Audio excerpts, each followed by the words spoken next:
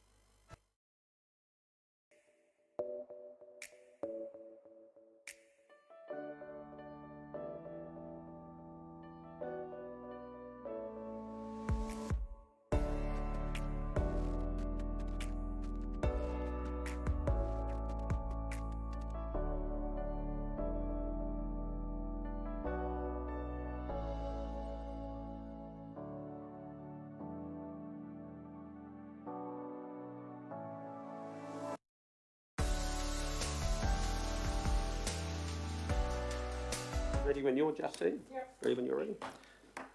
Well, it's a very good morning, councillors, to you all, and to those listening in on live stream.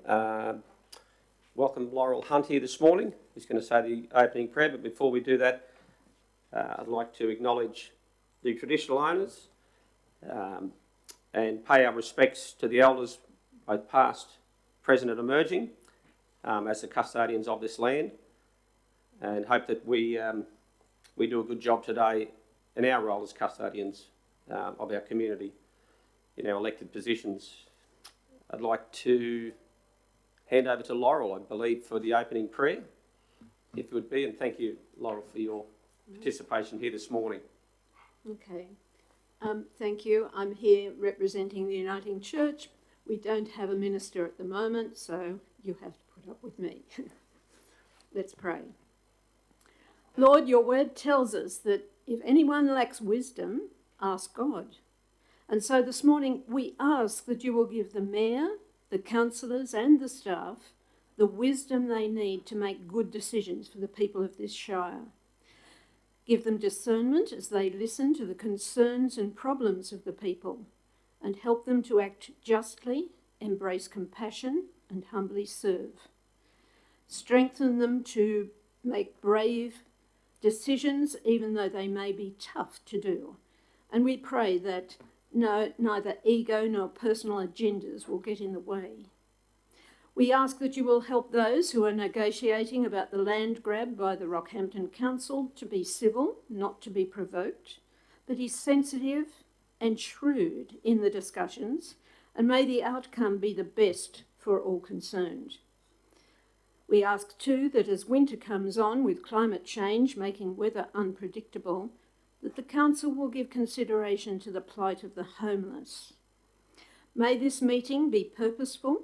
May councillors appreciate one another's insights and gifts and help them to listen to one another, and may they reach consensus about the important issues. We ask this in Jesus' name. Amen. Thank you so much, Laurel. That was fantastic. Very much thought-provoking. Well done. Good morning to you, Mr. CEO, and to Justine, and to Nige in the chamber there, in the gallery, and to those listening on live stream. Thank you for joining in today. Okay, we pretty well have... Actually, before moving on to the start of our agenda, I'd just like us to just pause and acknowledge and honour a past councillor that sat, perhaps not in this chamber, I'm not sure where the chambers was, in 1964 when Keith Stock served as a councillor on the Livingstone Shire Council, and Keith passed away only recently. And I'd like us to, for those that want to say a few words, by all means do, and I just wanted to really acknowledge Keith's family, and we share in your grief. He was a beautiful man. I was reminded of a song that John Williamson sung about elderly people who had wrinkles on their face from smiling. And Keith was a man that he had a lot of wrinkles because he'd probably been out in the sun a lot as a hard farmer, a worker, but he had a beautiful demeanour, he had a lovely smile, and he had a true passion for his council, for his family, for his farming, and he was a terrific man. So we just want to pay our respects to Keith Stock and think of his family during this time. If anybody else would like to say something, please, now be the opportunity. Thank you. Thank you, Mr. Mayor, Acting Mayor.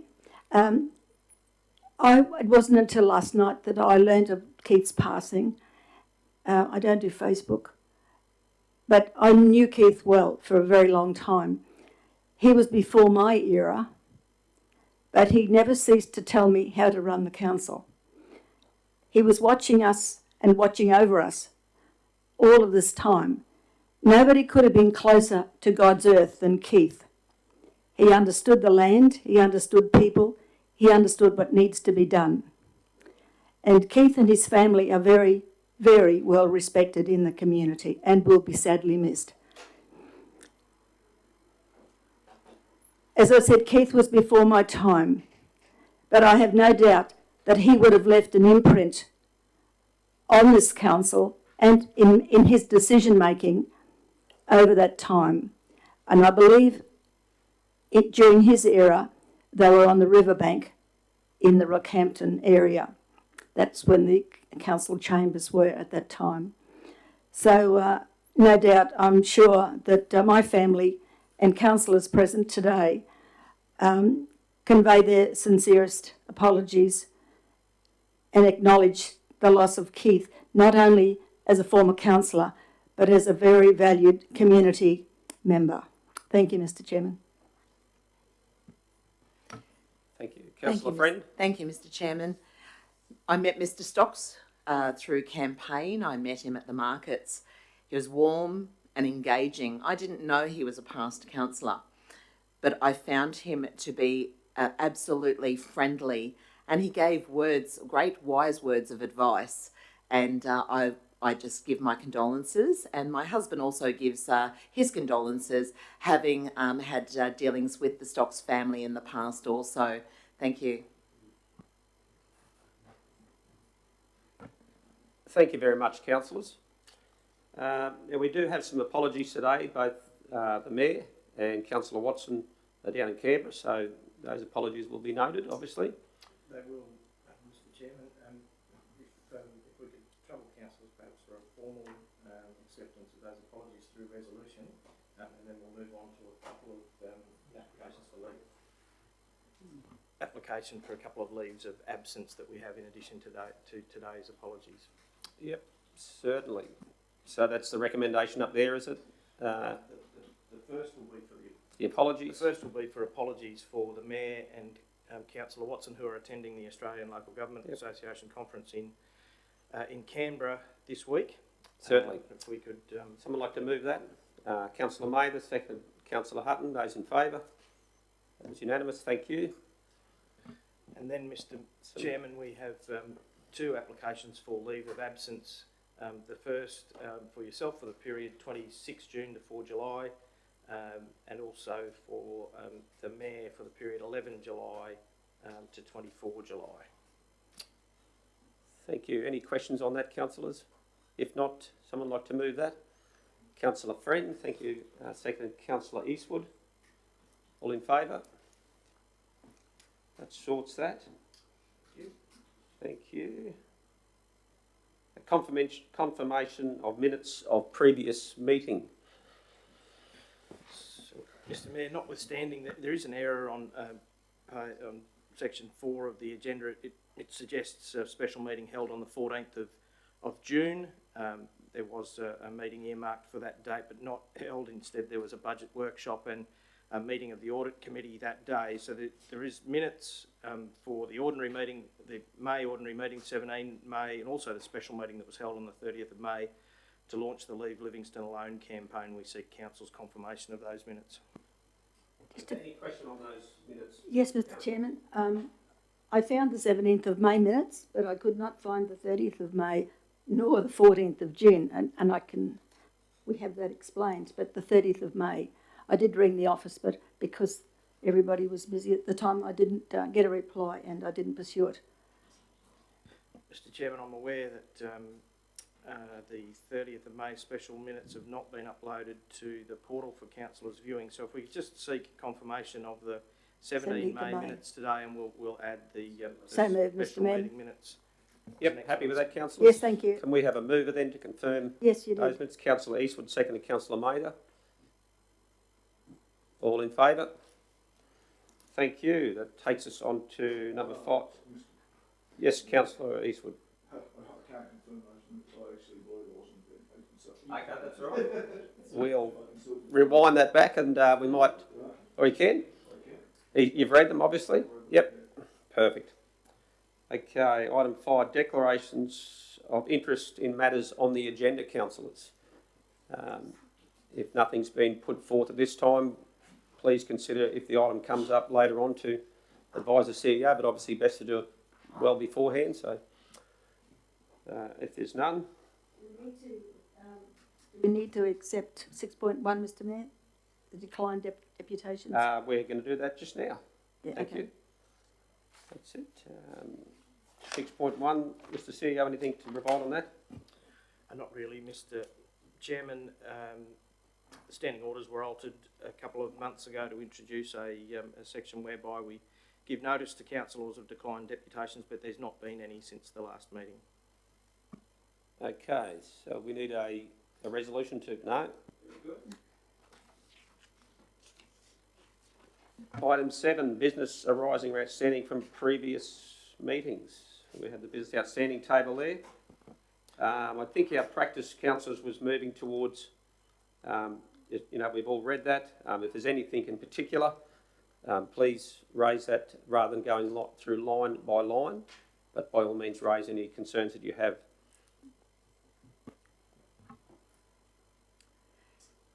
Councillor Friend. Thank you, Mr Chair. So we're looking at the outstanding business, and I would just like to ask on point 12 in relation to notice of motion meeting with Royal Fire Brigades that was scheduled for the 15th of June. Was there any outcome to that meeting, Mr Chair? Who would like to respond? Mr Chairman, I believe Councillor Mather was yes, present I'm at just that meeting. trying She to might be able orientate around the dates. Yes, myself, the director, Michael Creedeman, Ray Murphy, and they're both fire wardens, Ray Murphy and John MacDonald, attended, and unbeknown to myself, former councillor Bill Ludwig attended as well. And I understand that John may have been the only one who was aware of that plan. We have decided to have a look at what's needed how much land or how much road that needs to be upgraded to a point where the fire trail can be accommodated. And the director was going to assist in that because he would be the only one who could actually give us any estimates as to what would be required to open it up. But we spoke at length over an hour to see what we do need as far as what the fire brigade needs in the way of facilitating that access. But they did emphasise, and I agree, that that is a very strategic point that needs to be identified and resolved in order to make the efficiency of the brigades more viable. But to make it short, we are to identify the exact areas that need to be upgraded, and will be costings to see what sort of money would be required at each standard. We could be looking at a 10-metre width road, or we can be looking at something smaller. But one thing's for sure, we didn't want to go in on the cheap, knowing we'd have to expend more money later on to bring it up to a standard that we would be wasting money if we did it too cheaply at this point in time. So we'd need select fill in the bottom, which would give us the foundation that we could build on over a series of grants to be able to bring it up to a standard that one day that we could actually use it as a through road for the people. Thank you, Councillor Mather. Any further questions on the business outstanding? I did have some mark, Mr. Mayor. Yes, number 4, Mr. Mayor. The notice of motion by Councillor Ireland in relation to strategic road network planning. Now, we've been given just under $7 million to upgrade the artillery road. This will tie hand in hand with the intersection upgrade there. We need to be very mindful of that.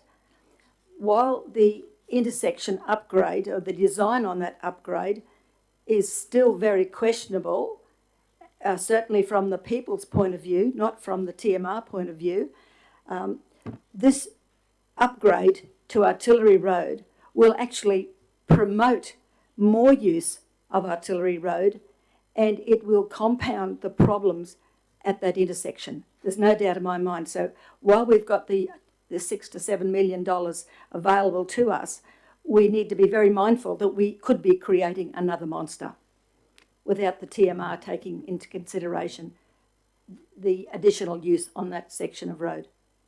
Thank you, Councillor Mather. I guess that's why it's so key to get strategic road network planning undertaken and fed into all the designs of our road network. So any further questions, councillors?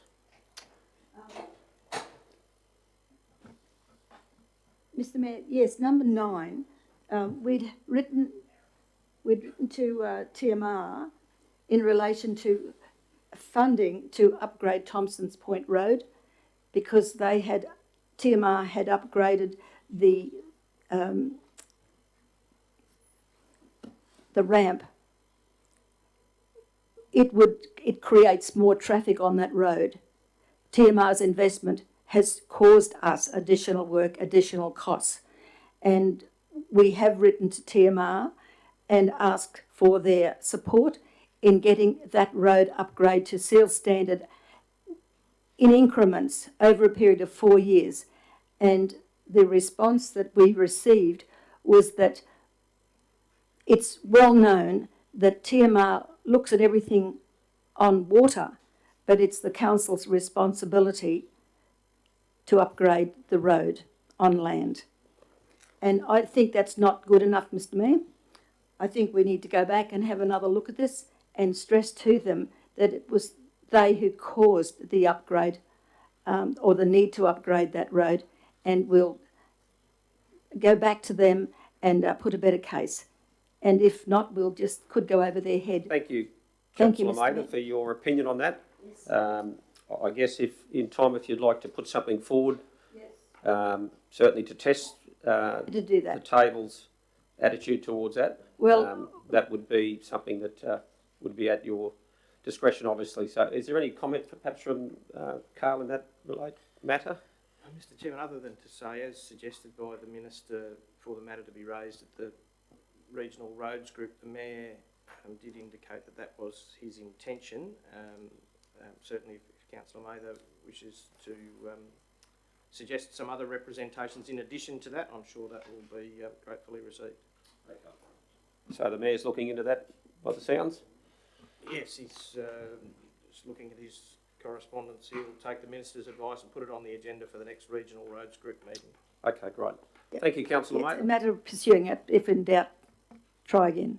Thank you. Any further questions? If not, is there a mover to receive the business outstanding table? Councillor Mather, seconded by Councillor Eastwood. All those in favour? Thank you. Presentation of petitions. I don't believe we have any. They're pretty rare at the moment, so that's a good thing, perhaps. Councillor delegate reports. And we've changed to incorporate the notices of motions at the beginning of our meetings while we're fresh and vibrant. And so here we have a few before us. 10.1, Councillor Friend. Over to you. Thank you, Mr. Chairman.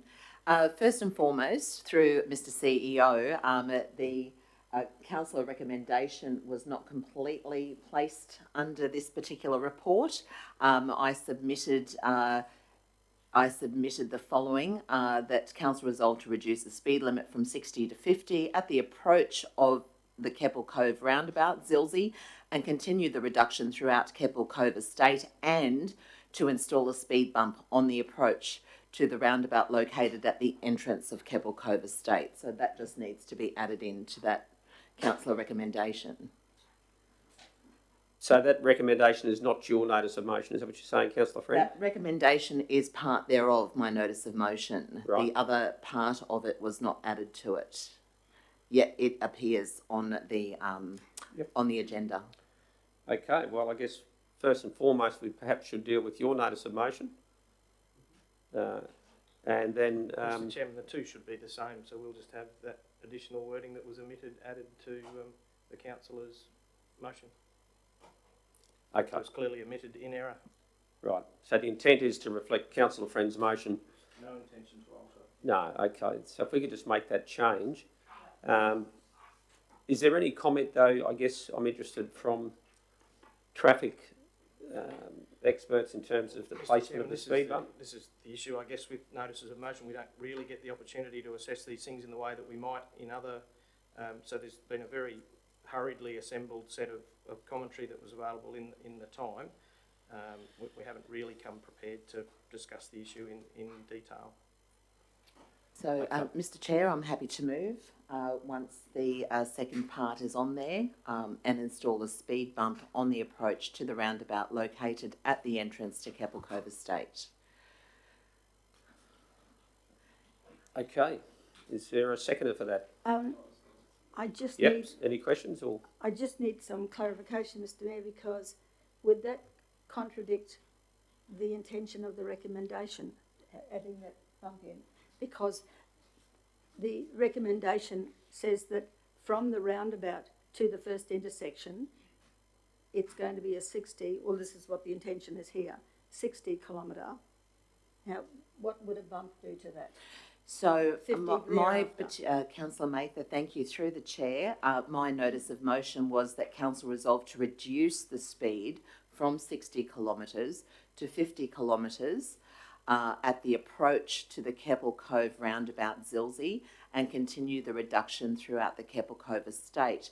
There certainly was commentary from the officers in relation to they've already set plans in place to place a 50-kilometre sign along Monte Carlo Drive, 14 houses into the actual Monte Carlo Drive. So there's going to be a 60 for about 14 houses along, and then 50.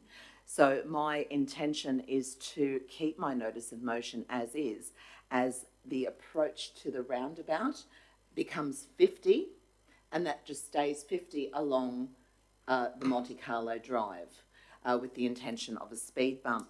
Mr. Chair, with your permission, I'd like to add that the residents of the Keppel Cove contacted a number of councillors and with a few issues, and one of them was that people do tend to take that particular roundabout at quite high speeds. The officer's commentary says that what they've detected, there was an average of 60.9 kilometres.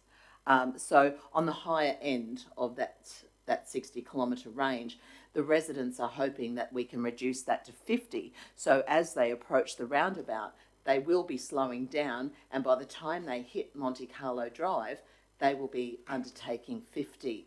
The speed bump was an addition because of the hooning that they get there. There's a lot of hoons, there's a lot of burnouts, there's a lot of people that are just abusing that particular area, and as they say colloquially, laying rubber. And so they're hoping to have this speed bump so that will not only in conjunction with reducing to the 50 kilometre range, to help stop all of that. What these people do is they speed up and then they do their donuts and hooning. So we're hoping Thank to... you, Councillor Friend. I might just pull you up there. Sure. There are some questions, I believe, from councillors, so I might entertain them first, and then I've got a question, if I could too. Councillor Hutton. I actually have to say Councillor Friend, I think, has answered my questions in her elaborations on Councillor Maver's questions. But at this point, I ask a question of the CEO that do we have the capacity to get some advice from traffic engineers today that would allow us to better understand the views of officers that are expressed in their commentary provided to this report, or is that something that's not possible within the confines of the meeting today? Mr. Chairman, I'm sure we could track someone down to join us, but it would be later in the meeting. We'd probably have to defer the item for now. I know Michael's home with COVID, but I'm sure we could find a male or someone who could help us out. With that being the case, I'd like to move that we lay this matter on the table to be dealt with before the end of the meeting today, but with the opportunity to hear from a traffic engineer. I just want to get some clarity around the positioning of these signs as to why they wouldn't, because, on the face of it, I'd completely agree with the recommendation of the councillor, but I just want some information. Receive a motion laid on the table to receive advice from a traffic engineer. Are those in favour? That's carried. Thank you.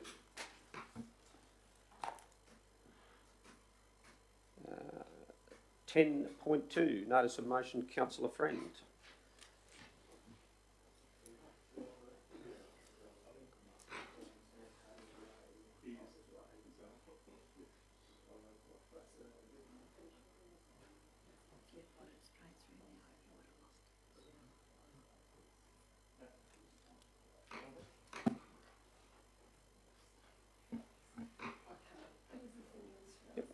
Thank you. Councillor Friend. Thank you, Mr. Chair. I move my following motion in relation to advocacy for feral goats.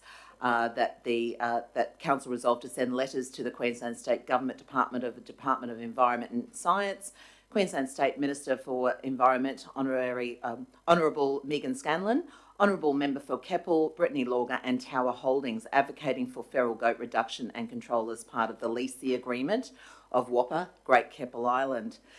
And Mr. Chair, would you like me to speak for that, or are there questions? I'd be happy for you to move it. Do we have a seconder for that motion? We have a seconder, Councillor Eastwood. Any questions before we go to formal debate? I'm just wondering, Mr. Mayor, if the mover would be happy to add to that, seeking their active response to this problem and the failure of the state government to enforce the lease conditions of Tower Holding. Because that's really the bottom of all of this. No action has been taken in relation to these matters. It's up to the mover, Mr. Mayor. Well, yes, we've perhaps at times been inconsistent. It's up to the table, potentially also. But Councillor Friend, have you got any opinion on that suggested amendment? I do think that the resolution as it stands is adequate enough because this is the whole reasoning behind this particular resolution, and that perhaps stronger wording can be used when formulating that letter. Thank you, Councillor Friend. Would you like to speak to your motion then? Certainly. Thank you, Mr. Chair. Thank you, councillors. In 2020, when we were declared in April, about 1 month later, I started to get a load of phone calls and emails in relation to the feral goat issue on Great Keppel Island, Whopper. So it took 6 months to get a stakeholder group together and a meeting, and that happened in January 2021. There was some great commentary at that meeting and some fantastic suggestions. It was then decided that our council officers would be compiling and submitting a grant application, and the grant application was for, I'll just get the correct wording. Thank you, Mr. Chair. My apologies. No problem. It was for the Queensland Feral Pest Initiative, round 6. And this grant application was submitted at the end of April in 2021. Apparently there were 2 sittings to convene at the state level to look at all of the different grants from around the state applications that came in. It took 7 months for the state to let Livingstone Shire Council know that we did not receive that grant. 7 months. So in that time, that's what we were waiting for. There was no further stakeholder groups convening at this point. In the meantime, we had the lovely people of Altum and also Hancock Prospecting undertaking their due diligence for the Tower Holdings leases. Both were unsuccessful. So once again, we've been waiting. At this point, our pest management officers for council and residents, those that are invested into Great Keppel Island and our Whopper people have all noticed the increase in the goat population. And what we're asking for within this letter is that they are controlled as per the lease agreements that have been issued to Tower. And it states in the lease agreement that the leasee must control all declared pests, both plants and animals, on the leased land in accordance with the Land Protection, Pest and Stock Route Management. And this has not been happening. The goat population is now in excess of approximately 500, and the male goats outnumber the female nannies 20 to 2. And which is also unfair on those female goats as well. So what happens is these goats tend to enjoy the succulent native vegetation that's found on the dural systems, and so they do enjoy eating those, which causes further erosion and in turn siltation into the Great Barrier Reef.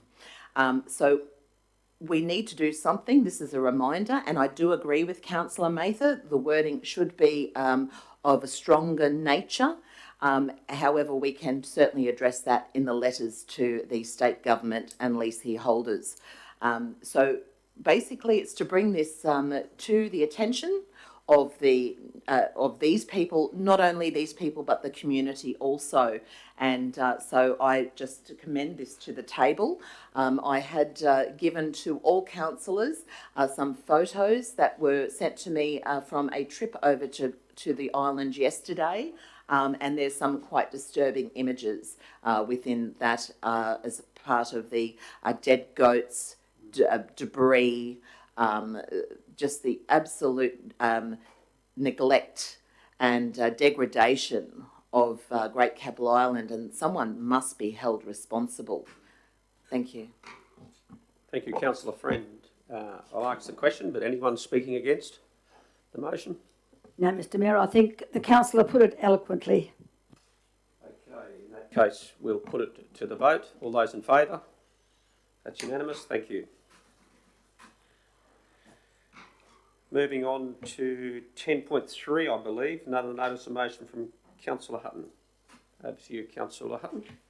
Yes, thank you very much, Mr. Acting Mayor. Today, councillors, I've put forward a notice of motion to deal with an unintended consequences of the change related to the green fees changes that were made at the land care as part of our waste management processes.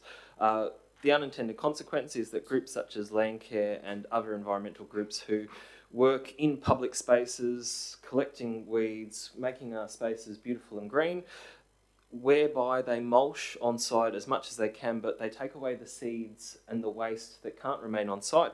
And unfortunately, at the moment, every time they're turning up at the landfill gate, they're paying the green waste charge on the droppings that they drop off there.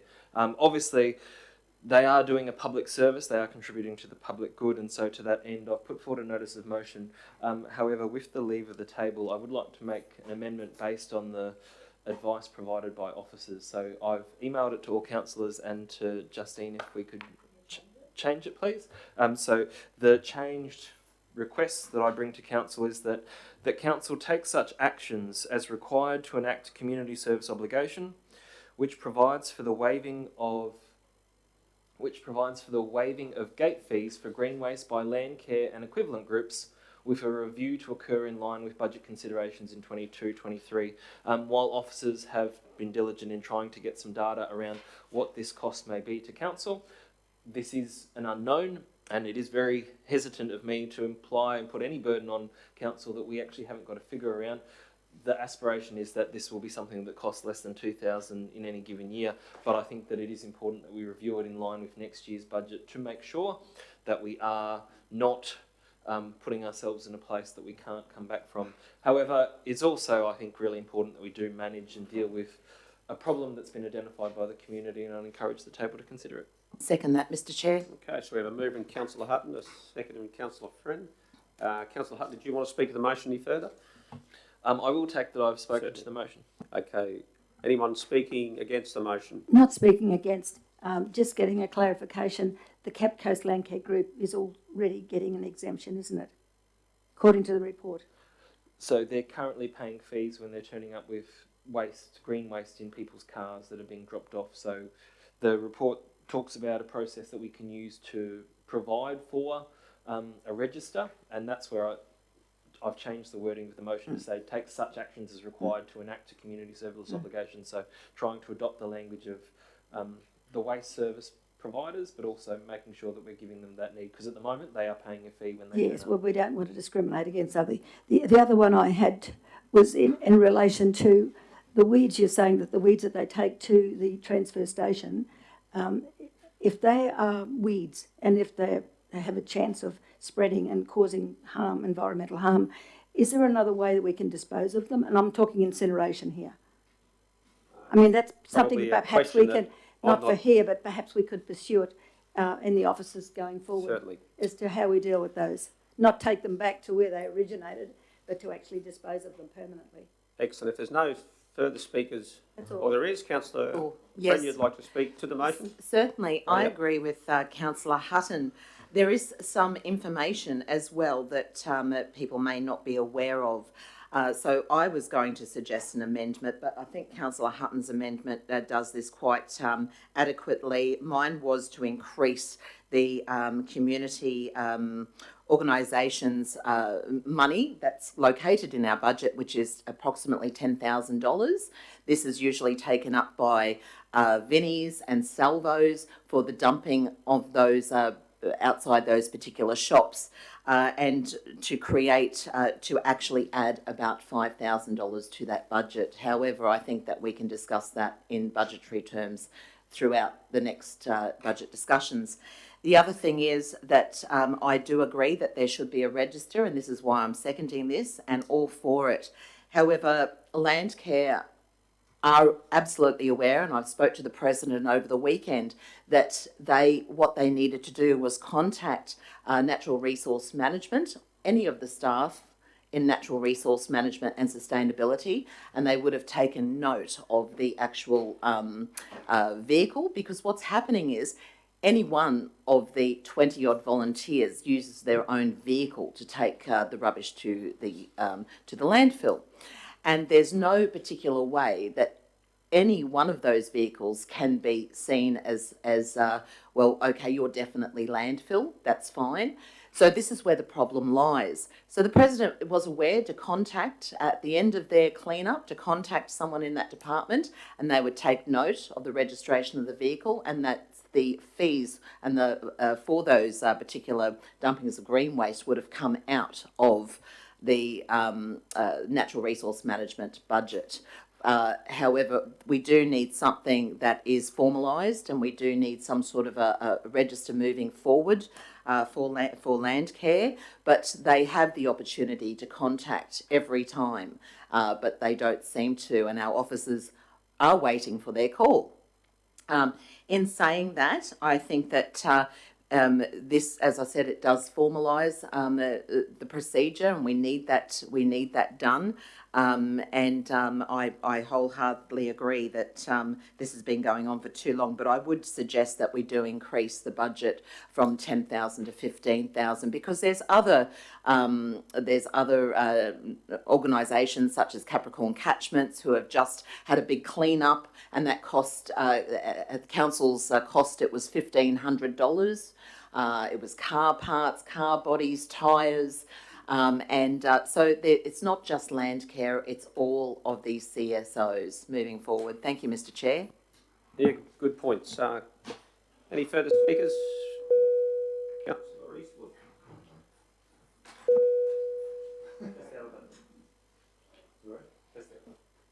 Why is that doing that?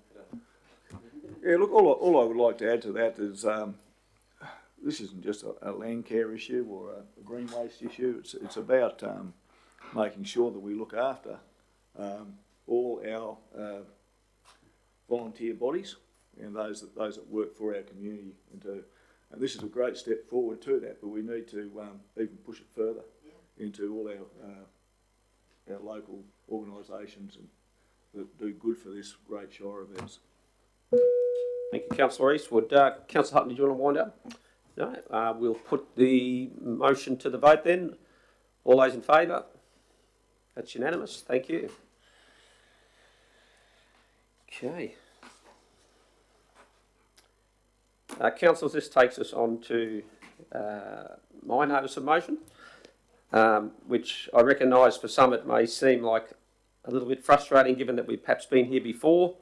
I do thank you for your patience and recognise that you'll have your own opinion on it, and certainly respect that. The reason I put this forward is some time ago the Lake Mary Rural Fire Brigade proposed that they were going to fund and build a shed out there. It took them a heck of a lot of work to achieve that. There was some suggestion that they may not be able to get it done, but they did. And they certainly requested assistance through the Black Summer bushfire event, that funding to improve their access on a very problematic stretch of Lake Mary Road, which many of us are becoming more familiar with, would make the world of difference to that brigade. A business case was done, I believe it was about $240,000. However, it would appear that very few road projects have been successful. But anyway, that's the motion that I'll be putting forward. If there's any questions, happy to answer them before asking for a seconder. Yes, Mr. Mayor, there's a number of questions that I think that we need to ask, and I don't think we have the information for those to make a decision today. The first question would be, is where's the money coming from? Which projects or which items would have to be relinquished? We're talking $500,000 here for a platform to access a fire shed. Okay, we don't have a map to show where the start and not finish. $500,000. I believe the business case is approximately $250,000. Okay, well we've got a figure here of $450,000 here. The figure there is of the quantum of money that was allocated for machinery elements that was put into the funding stream. Okay, and if we take $250 from that, we don't know what machinery elements would have to go. That's correct. As to how vital they are to that brigade or other brigades. Like I said, there's information. I'm all for the rural fireys, you know that. But what we need to do is to make sure that the money goes where it's intended to go and it goes to the best use. And at the moment, we don't have all that information here. That's all I'm saying. would you like to, have you proposed any? I'd like to move that the matter lie on the table until such time as we acquire that information. Okay. Happy to accommodate that. Any, can we all accept the procedural motion? Can I just ask that Councillor Mather, we add some sort of timeliness to that, only because that at the moment that's an open-ended motion. Well, our director is in COVID at the moment. I And suppose so. The question is he's been potentially involved. Comes back to the next meeting of council or to the next workshop. Like when would you like? Well, we could take it to the next workshop, Mr. Mayor. Certainly. If that would give the officers sufficient time to be able to furnish that information. Yep. But I don't think, I mean, I understand your intention, I understand your good heart on this, but we also have to make sure that, A, the money can be relocated, if that is the will of the table, and we also have to know where it's from, and two, we don't know where the boundaries are. And I know that road, we're talking 2.5 kilometres of rotten road. And I know where the fire shed is, and I took the CEO out there the other day, and we sat on the site, we looked at it, we assessed it. So it's not a good situation, and that whole road needs to be done if we're going to be looking at money. So we're lacking in information here that's relevant to this decision.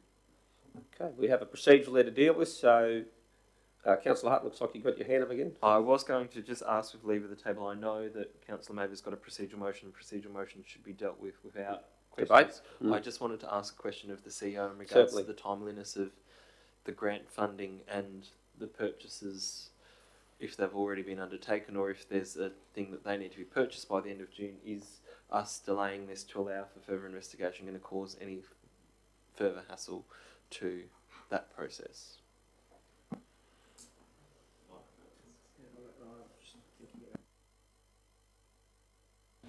Mr. Chairman, we've already been notified that the funding won't be reallocated for things that are substantially different to what the application was submitted for. I've circulated that information to councillors. I'm not sure what other information I can bring to a subsequent workshop or a council meeting, in fact, that alters that view. So in terms of timeliness, we can do it very quickly because I don't believe the information will alter.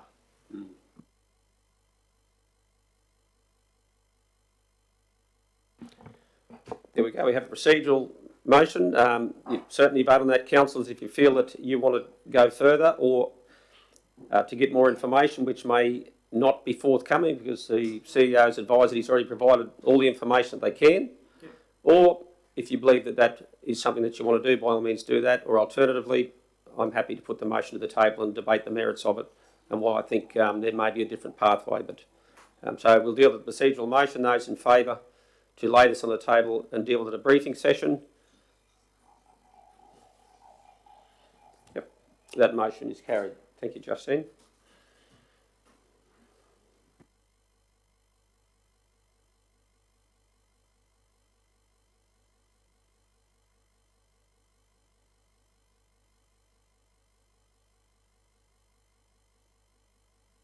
As such. No, Mr. Chairman. Mr. CEO, sorry, if you want to get Jeff to speak to the road issue. Thank you for that, Nigel. We'll probably leave that to the briefing session. We've dealt with that one, so. This is the... Oh, my apologies. Okay.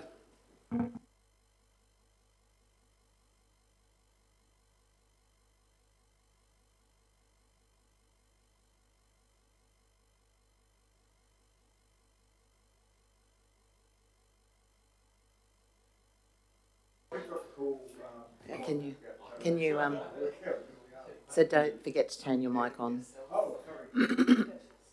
Excuse me. You've got to turn it on.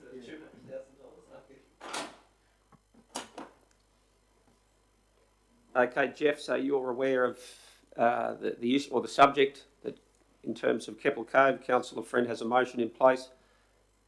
We've laid it on the table just to get a bit further advice from traffic perspective. Not fully aware of it, no. Okay, well, probably in order to be able to provide good advice, the officer would need to be aware of it, I would imagine. So, Mayor, is it fair to throw the officer in at the last minute and expect him to sort of pick up the ball? I certainly would not want to do that to the officer, and I'll leave that. Okay. Yeah, happy to speak on the notice of motion, but I'd like to read the notice of motion, that's all. Yeah. No, we might. We'll get you to read things first, Jeff, and then you can join us a little later. Okay, righty, yeah. Thank you, Jeff. 12.1, reports. Request for determination of development application fees, Mildura Rise Estate, located at 62626 Bruce Highway, Rocky View. I think we have Jenna with us. Thank you. Thank you, Jenna. So good morning, Mayor and Councillors. This report is in relation to a request for a fee reduction for development application D207-2022. The application is for reconfiguring a lot, 3 lots into 404 lots, and a preliminary approval for a variation to the planning scheme. So under the current fees and charges, the application fee totals $502,937. This is not considered to be a cost recovery fee, and it's recommended to accept a total application fee of $150,000. I'm happy to take any questions. Thank you. Through the chair, I have a question. Jenna, is this particular development related to a future agenda item today regarding a policy review? The incentive policy? Yes. So through the chair, it's not related at all. Okay. So we've then agreed to actually reduce. Well, we haven't agreed, but you're suggesting that we should reduce the fee for this Mildura Rise. Could you give us further information as to the reasoning behind that? Yeah, so through the chair, application fees have to be a cost recovery fee. So when calculating the application fee for both the reconfiguring a lot and for the preliminary approval, it totals to $502,000 approximately, which is a very significant fee. We have done an assessment and had a look at other applications and just had a look at what hours, I suppose, we spend on similar applications, and have determined that $150,000 is a reasonable fee for this type of application for the 2 components for the reconfiguring a lot and the preliminary approval. And it has been consistent, I suppose, with other applications of this nature. Through the chair, thanks, Jenna. So appreciative of all your hard work. This is a very contentious development moving forward, as it's located in Rocky View, which is part of the boundary review at the moment. There's a lot of people within that particular area that are not very happy with it. However, I believe it hasn't gone to public consultation as yet. So through the chair, the application's not properly made yet. So this report is only in relation to the fee, and we're just looking at, I suppose, what is a cost recovery fee. Okay. So at the moment, it's currently not properly made, so it still has to go through a number of steps before it will get to public notification. Oh, lovely. So there is time. Mr. Chair, I would like to move a procedural motion to lay this on the table until we have a full complement of councillors at this table to discuss this further, as there's time to actually lay this on the table. Certainly within your rights to do. So we have a procedural motion to lay this on the table, and before perhaps I go to that, just double check with the officers that there's not going to be an issue if that was deferred. Through the chair, just in relation to deferring it, they do need to pay the application fee to make it properly made to be able to progress an assessment. So if they don't pay the fee, we won't progress the application, I suppose, any further. So we're still waiting on documentation to support the application as well, but an application fee is something that makes it properly made. But is there a legislated time frame by which the fee would need to be paid? For example, is there a deadline? No, I appreciate that, but I'm just trying to qualify. In terms of timeframes, an action notice has been issued. It's due to be responded by the 23rd, but we can agree with the applicant to extend action notices, so responding to that action notice, which says please pay your fee. Sure. To progress the application through the process. Okay. Thank you. Okay, we have that procedural. Those in support of that procedural motion to lay it on the table until we have perhaps the Mayor and Councillor Watson in attendance. Those in favour? Okay, those against? That motion is lost. Okay, any further, Oh, Councillor? sorry, just saying that I'm happy to move the motion. Councillor Hutton, you're happy to move. Do we have a seconder? Okay, would you like, if there's, in the absence of any questions, would you like to speak to the Yes. motion, Councillor Hutton? I have a question. You have a Yes, question, yes, Councillor thank you. Mather? Yes. The $502,000 application fee proposed, Jenna, where was that derived from? I mean, if we're going to make this major reduction in the fee, and I'm not arguing with that, how do we assess an application fee in the first instance? If we're going to jump backwards when somebody says, hey, I'll question that. Yeah, so through the chair, the fee is based on the fees and charges. So it's a base fee and a per lot fee for the reconfiguring a lot component. There is no, I suppose, cap. Other councils, I suppose, have a cap that say once you get to 30,000, 40,000, 50,000. I put a few examples in the report of other councils. That's the amount that you charge. Ours doesn't have a cap. So if you propose 200 lots versus 400 lots, it just keeps going. So it is about the cost recovery and what time it actually will take officers to do an assessment. And so it's just 502,000 is. I'm very mindful of the time it takes officers, especially this procrastination going on, and you get a big one. And I read all the bits about the Cairns and the Mackay and all the rest of it as to what they charge, but we don't know the complexities that they may or may not have gone through. But I support the recommendation. Thank you. I'm very mindful too that it does not provide funding for an appeal if one eventuates. And again, we can't It's the unforeseen, yes. We can't anticipate an appeal at this stage. I know that, but it doesn't take into consideration that there may be one which we'd have to bear the costs of.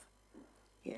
And I suppose that's a risk with any application, I suppose, as well. So. Thank you for those questions. Councillor Hutton, did you want to speak to the motion? Yes, and I wanted to thank the officers for once again being very diligent in recognising that for us to do our role, for us to make an assessment, we need to have both the financial capacity as well as the level of information required. And that is an expensive process, which is why we have application fees that are attached to these sorts of developments. Council officers, councillors cannot make any sort of decision around the merits of something, whether it's for or against, until it is going through the process. And where we need to get reports from experts, that process can't begin until we've actually received application fees to cover the cost of that.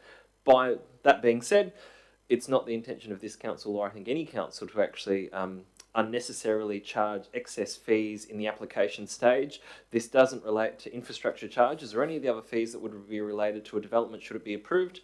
This is in no way a signal to the community around the approval or disapproval of any future development. This is around the fact that for us to manage this development application, for us to be diligently working through this process, an application fee needs to be passed. This is the first gate point. Until that first gate point is passed, this council table, our council officers and our community can't take anything from that first step. So we've really got to take this first step, and I think in the officers reflecting as to what the likely costs are for us to consider this application, to come back from what is in almost anyone's mind what would be an insurmountable barrier regardless of what the development was, is a really good step. There's always a risk associated with it. We can't predict when there will be appeals related to a decision related to whether a decision is for or against something that hasn't yet even been assessed, which does obviously ask an officer to take about 4 steps to the left and then a jump to the right, and we'll see where that goes. So this process is around setting a true and honest fee as to what we believe would be the cost for council to assess an application. By doing that, we provide the financial needs of the organisation to meet and deal with that application, and then later on in the process, should a recommendation be either for or against approval, then that's the time that councillors will deal with it. So at this point for the community, I think it's really important to acknowledge that this is not about a good development, a bad development, a development that's supported or not supported. This is simply about making sure that Livingstone Shire Council is being fair and honest in the way that it charges something that should only be a fee for service to any development, and allowing us to actually start the process of working through the development application with the developers so that it can be put through the development process and ultimately come to the table for a decision when the timing's right, should that be the wish of the developer. Well said, thank you, Councillor Hutton. Certainly reflecting your portfolio knowledge there, so thank you for that. Any speakers against? No speakers against. Any further speakers for? If not, we'll put it to the vote. Those in favour of this resolution? Those against? All good? Great. Thank you, councillors. Report number 12.2. Another development application for a development permit for material change of use for a cropping function facility, short-term accommodation, farm stay and rural workers accommodation at 3341 Emu Park Road, Emu Park. We have Erin with us this morning, so Erin, we might hand over to you to lead us on this one. Thank you, Councillor Thank you. Bello. I'm presenting on behalf of Tammy today. I've got a PowerPoint presentation. When you're ready, Justine, I'll just start running through some of the details of this application. So it's a development application for a cropping facility, being a finger lime orchard, rural accommodation, a function facility for weddings and other events, and short-term accommodation for farm stay, being glamping tents and guest accommodation. The subject site is located in Emu Park Road, in the blue hatched area there. This is a more detailed analysis of the different use locations, the variety of uses I've just read out earlier in the different sections there. So the orchard is established within that pink area. This is a better representation of how it's actually transpired on the ground at the moment. The harvest season is a limited period between October and March each year, and there's approximately 20 rural workers associated with the operation of that use. The function facility is proposed to cater for weddings and functions between April and September each year, and the functions are generally expected to be held weekends and cater for up to 150 guests, and the farm stay aspect being camping associated with overnight accommodation of guests are limited to 25 campsites.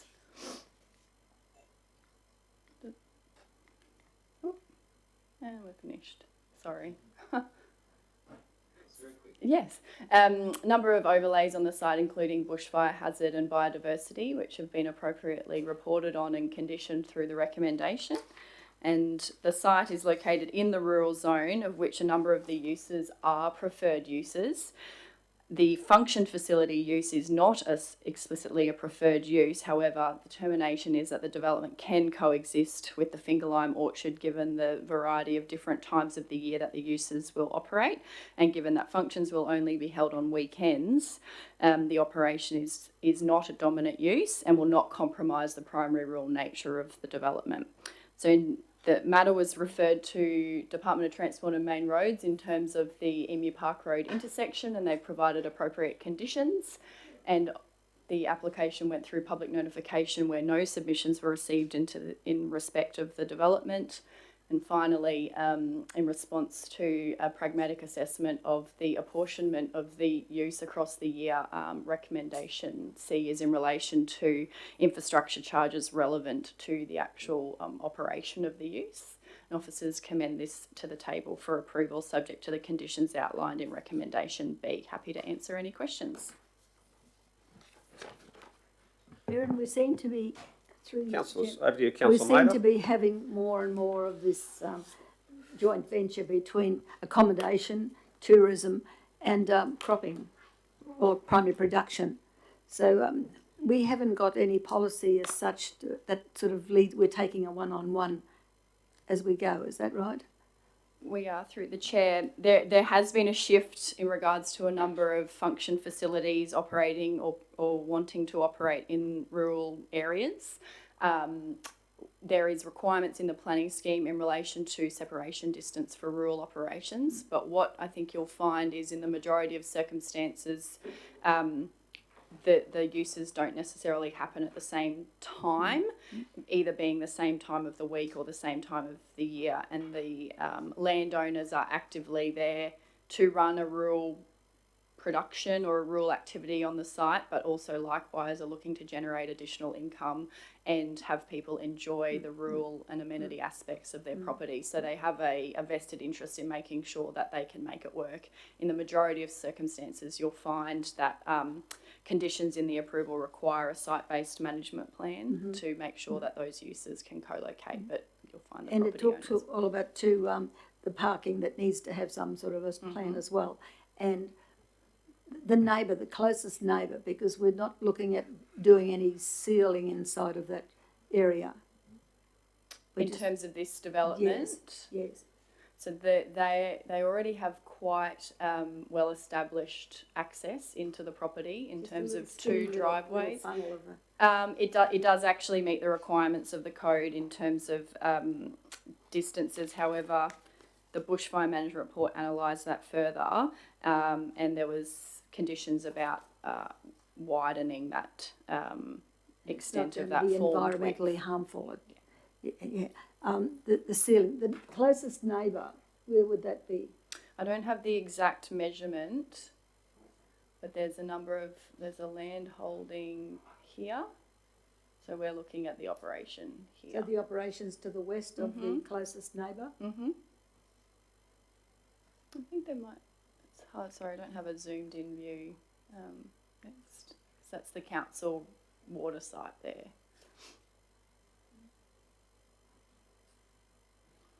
So we'd be the closest neighbour, effectively. There's not going to be any sprays or anything on our...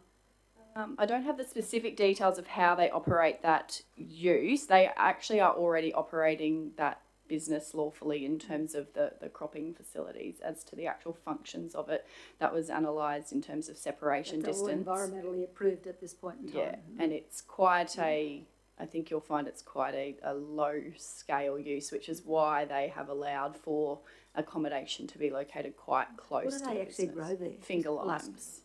Sorry? Finger limes. Finger limes, okay, thank you. Any further questions? Councillor Yes, Friend. thank you, Mr. Chairman. Hello, Certainly. Erin. Thank you so much for helping us through this today. Just a quick one. The EcoShore report states that this development will comply with the adequate firefighting needs by having reticulated water. Is there reticulated water on the... And why would it have said that? So there is, thank you, Councillor Friend. I'm glad you picked that up.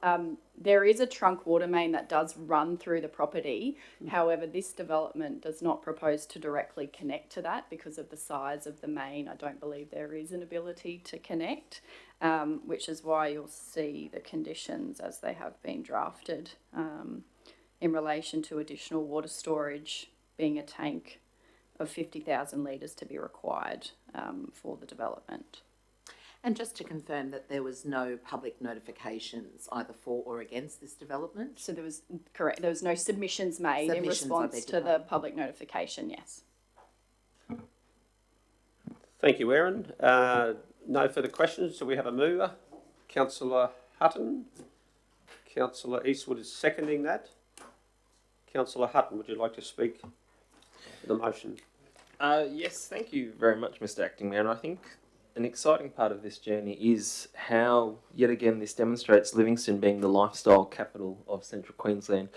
We see where people are being entrepreneurial and looking about how can we guarantee an income for our property regardless of the season, regardless of the weather. And this is one of the ways where we see agriculture and the wedding season, which we know is something that's not only very popular, but also something very necessary in our part of the world, having those needs met by that co-location. It's an exciting opportunity.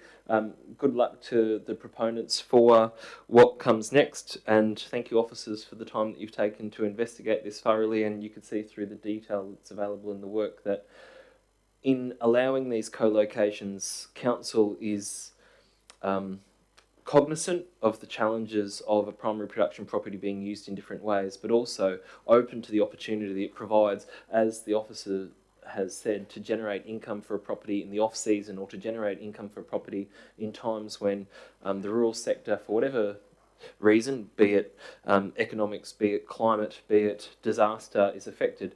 This ensures that these people have an income that's generating year on, year out. It's good for our community. It's great for all those brides-to-be who are looking for venues, knowing that there is a shortage of venues on the Capricorn coast. but only because it's become so popular in recent years that it meets the needs, it fills the need, and good luck to them. Thank you, Councillor Hutton. Any speakers against the motion? Anyone like to speak for the seconder, Councillor Eastwood? Yeah, just briefly, Mr. Acting Mayor, I've just unfortunately had to travel to Tasmania in relation to my father's demise, but on that trip I went to a place called Bruny Island, which I'm very familiar with, and one thing I noticed on the island was the increase in projects like this, farm stays, larger areas where people can get married, where they can have conventions and functions, and in response to that, the last time I went to the island was 5 years ago, and the island is literally booming. And so these things actually do bring great influx into our economy and also into community, really, because it helps to give places where people can do what they need to do. And, you know, Councillor Hutton very well described the need for wedding facilities, etc. And what a great place we've got here for our people to come and enjoy these great facilities. I just think these are fantastic, and yeah, I too wish the promoter great luck on this. Any further speakers? No, we'll put it to the vote. Those in favour? That's unanimous. Thank you, councillors. I believe we're going to deal with item 12.3, Mr CEO, and then maybe cross to our traffic expert. Indeed, Mr. Chairman, I think we do the final planning matter and then return to the traffic matter. Okay, so item 12.3, policy review, amended development incentives policy for reconfiguring a lot. Over to you, Erin. Thank you, Councillor Bello. This is an update to an existing policy, being the development incentives policy for reconfiguring a lot, which deals with the deferred payment of infrastructure charges for subdivision applications. This is more of what you might call an administrative update to provide some better definition and rationale and clarification as to the timing of the payments and the application of the consumer price indexing or CPI indexing on the charge.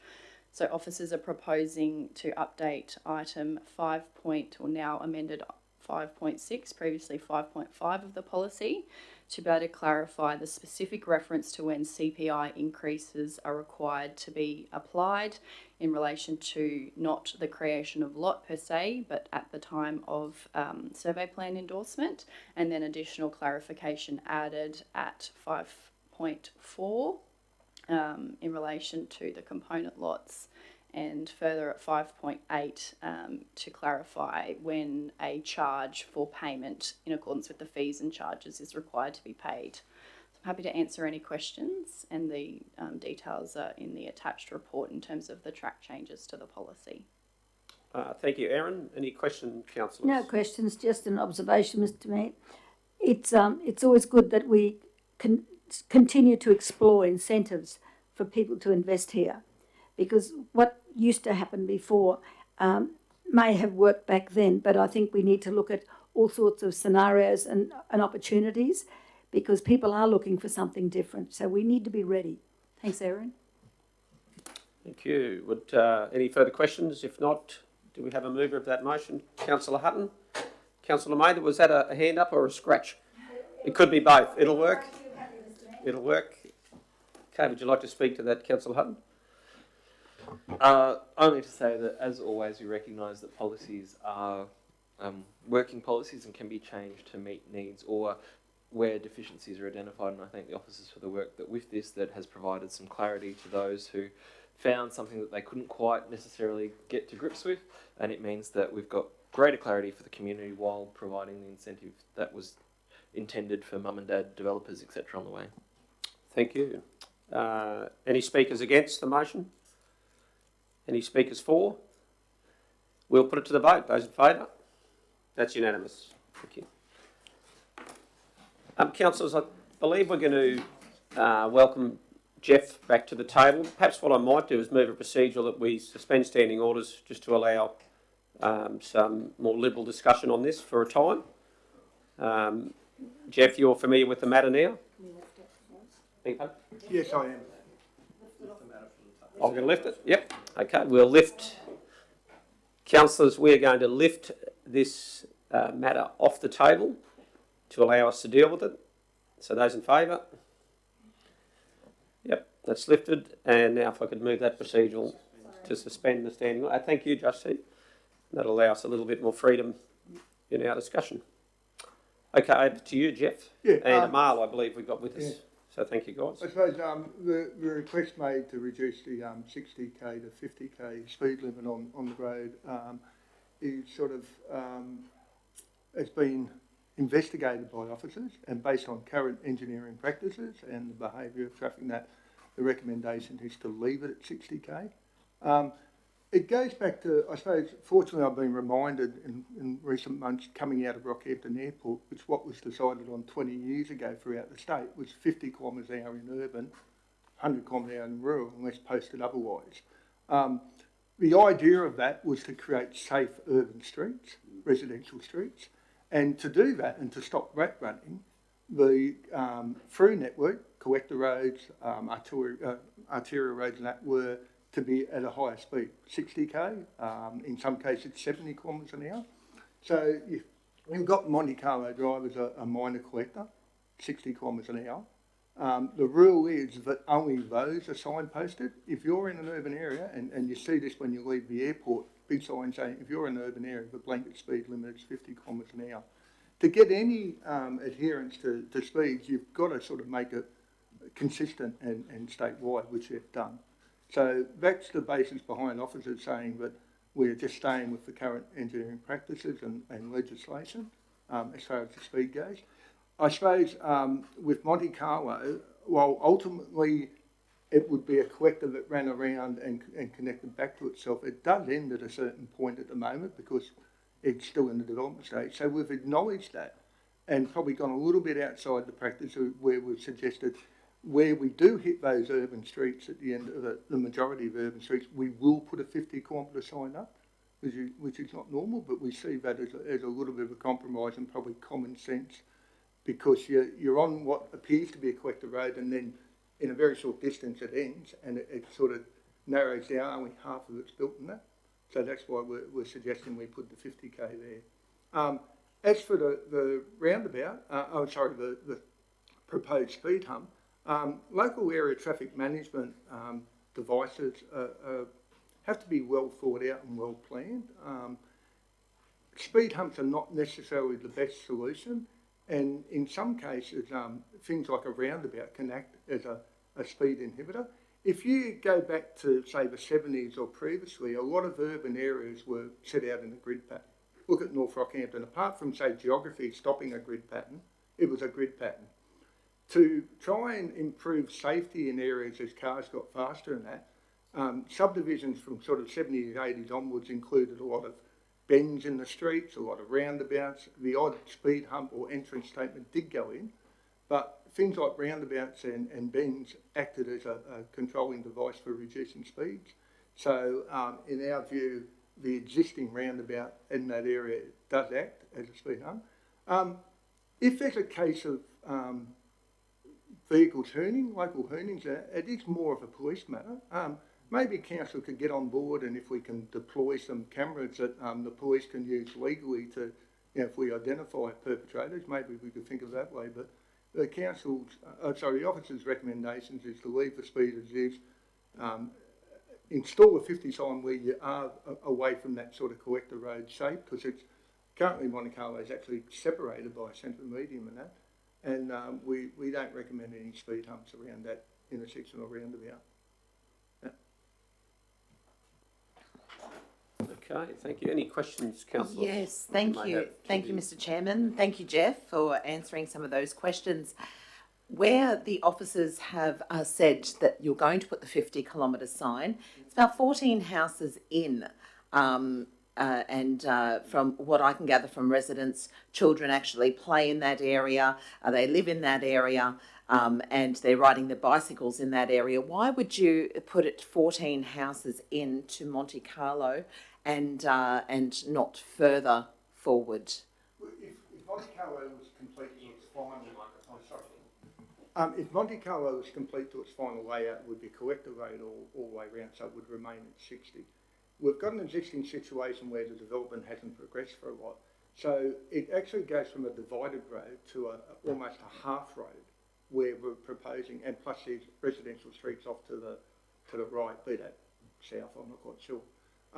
So in keeping with the basic principle of having collector roads that allow that higher speed to try and keep through traffic onto those, and limiting the 50 kilometres, the blanket 50 kilometres to just those residential streets. That's why we're suggesting we put it down there. Acknowledging that it sort of goes from collector road to almost access road in its current format. Should it be developed and continue, it would be going back to 60 kilometres an hour. Hutton. Yes, thank you very much, Mr. Card. So I guess my question's on a similar vein. So when I look at it and I consider that the roundabout does play a role in reducing speeds and affecting that, we have a point where people come off a roundabout where ordinarily you'd accelerate or increase your speed, and then we wait till you go past 14 houses and then tell them to slow back down again to 50. So I just wonder, and fully accepting that in the long term, once this is a higher level collector road, that you would never mark it as 50, you would say it would be a 60 road because it's going to be a through road. But while it continues, and for the foreseeable future, it looks like it is, for all intensive purposes, an urban road, is there a reason why we wouldn't put it as you exit off the roundabout on Monte Carlo and go, okay, well, for the time being, what's the point of you accelerating up to then accelerate down within 14 houses of that acceleration point? I suppose the risk assessment and the speeds that we measured said you don't have to do that at the moment. There's many cases where residential housing is associated with a 60 kilometre an hour road. If you look in Rockhampton, Bersica Street, Dean Street, Elphinstone Street, High Street are all 60 kilometre an hour streets and signposted at 60. To act as through roads, to allow traffic to use those roads rather than rat run through the 50 kilometres. That's the whole premises behind the urban 50 kilometres, is to create a hierarchy of roads where majority of traffic that want to get from A to B a little, in a reasonable amount of time are directed onto these collector and through roads, and which unfortunately some have residential houses associated with them, but the remainder of the network is at 50 kilometres an hour. We're trying to be consistent, and our risk assessment tools and our practices and guidelines say that for this particular section of road, it should be 60 kilometres an hour in its current format. Any further questions? I have one. Councillor Hutton, if you've got one, So I just wanted to follow on then in regards to, so what are the consequences in regards to speed bumps that make them not the ideal scenario in this location? So happy to accept the engineering advice, but just looking for some understanding as to what makes a speed bump a less effective model as opposed to that acceleration, deceleration used for the roundabout. Yeah, yeah, I think the key things here with having a look at this speeding data, we see 66.6 85th percentile speed, which is marginally at the upper threshold. So we believe that we need minimal treatments to get that to compliance levels from speed compliance point of view. And Jeff rightly said the the roundabout itself is a traffic calming device in design. So and the proposed 50 kilometer sign, when it is visible from the exit of the roundabout, that will have a perception or sort of influence on the exiting drivers to reduce the speed, that they know that it becomes 50 sooner, rather than having a 60 stretch throughout. So that in combination, it helps to get the speed reduced. But answering your question, Councillor, the speed hump is actually a different, it's actually making the drivability difficult in a 50k road. That's how the traffic is calmed. So it's not necessarily traffic calming in design approach. Unless the road is winding or having a sharp bend or something, it can naturally. But traffic calming, the speed hump as a speed calming measure is actually a plug-in sort of or retrofitted device there to reduce the speed by force. It's actually the last measure I would consider. So as I said, it's marginally at the upper threshold. So we should try the best options we have to reduce the speeding and achieve the compliance. That's the engineering approach I would recommend. And I think if we will definitely continue to monitor the speeds, and if it doesn't get better, then we can consider other options like probably extending the 50 kilometers range, or even considering other traffic calming devices. Thank you very much. Can I just confirm, Emma, and in your commentary you suggested that the visualising from the exit onto the exit from the roundabout, being able to see that 50 kilometres sign would be a beneficial action, only because the recommendation actually is not to have the 50 kilometre sign there, but to wait till they're further down the street, so they wouldn't be able to see it from the roundabout at all. So just checking. It's not the speed 50 kilometers sign is not proposed, not just immediately after the exit. It's further down. Yeah, 80 meters from the intersection. Okay, so you're not suggesting you should be able to visualise it from the roundabout, because that would. Yeah, okay. That's what I was just checking, because I was slightly concerned that it's not just immediately. and I didn't want to trick you up.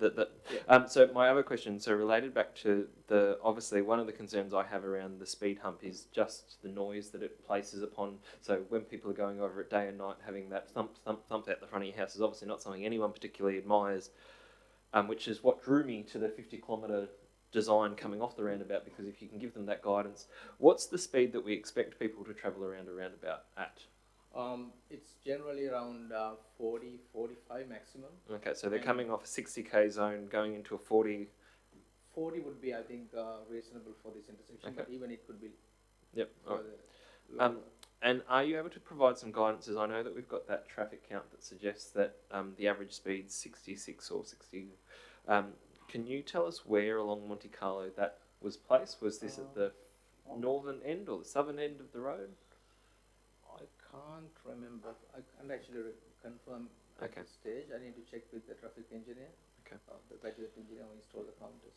Okay. Sorry, I'll just interrupt. No, I can't confirm that either. I have to take it on notice. But in response to your comments about speed humps, there was a situation, or in my experience, where they were used as a retrofit fit device to try and slow speeds down in urban areas.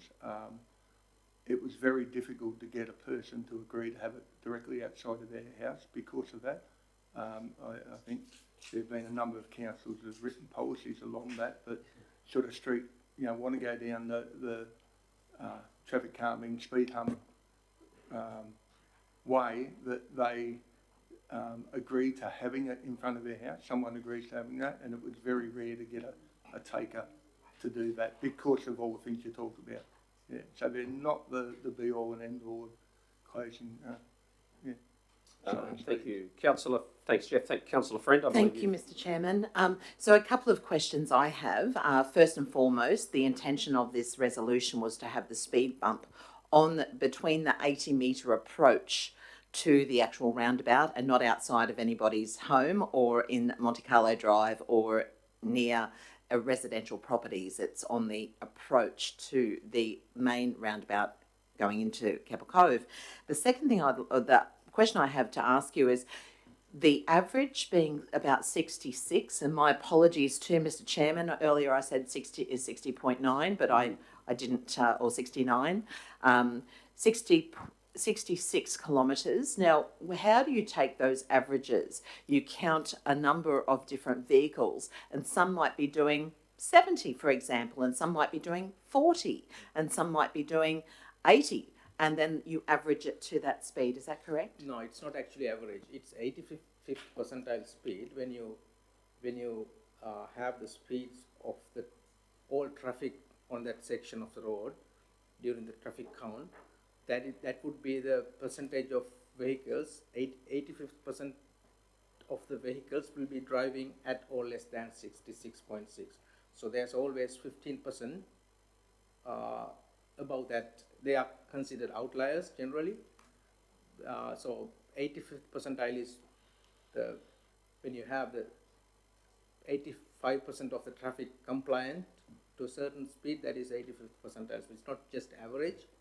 So generally, in a traffic count, there could be outliers from traffic counting errors as well. Sometimes the tubes are not 100% accurate, so they can generate false records as well. Sometimes maybe 120, 130. We have seen that when we observe the individual traffic data. So 15% is always expected to be above the speed, and the 85th percentile speed is what we consider in posting a speed limit. And in this case, if you consider the exact kilometer, it has to be 66 kilometers per hour. But it's always in TMR standards and the speed compliance guidelines. It is accepted about 10% extra from the posted speed. That's when 66.6 becomes marginally at the threshold, upper threshold. It's not average. It's actually generally a misconception of in interpreting this data. It's not average. It's 85% is actually below that level. And sorry, just so that I understand, Amal, and thank you for answering these questions. The traffic counts that state, for example, 120 kilometres or 100 kilometres in a 60 zone, you're saying that that's false information, that's not correct? Yeah, no, that 120, sorry if I confused with those example numbers, but what I was trying to say is an error in the tube can result in extraordinary outliers. But in this case, I haven't actually checked individual data, but those numbers can skew the 85th percentile speed as well. So that can happen, but it's not like we are having some allowance for some safety there, for accuracy, and sometimes there's always on all roads there are people driving above the speed, so it results 85th percentile as the best industry practice to check the speed compliance. Thank you, Amal. Can I just add there to the 85th percentile? It's a standard engineering measure. As Amal explained, you've got 100 vehicles. The 85th percentile is 85 cars are doing that speed or less, 15 are doing more.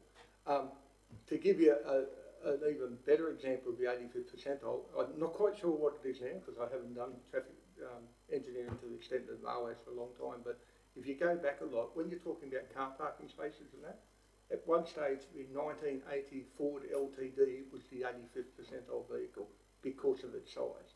There was many vehicles a lot smaller than it, and a few vehicles larger than it, but it was the one that car parks were designed for, to take an LTD or smaller car. Yeah, that's the idea behind the 85th percentile. So while Amal talks about sometimes there's errors in the traffic counts, they're rare, they do happen.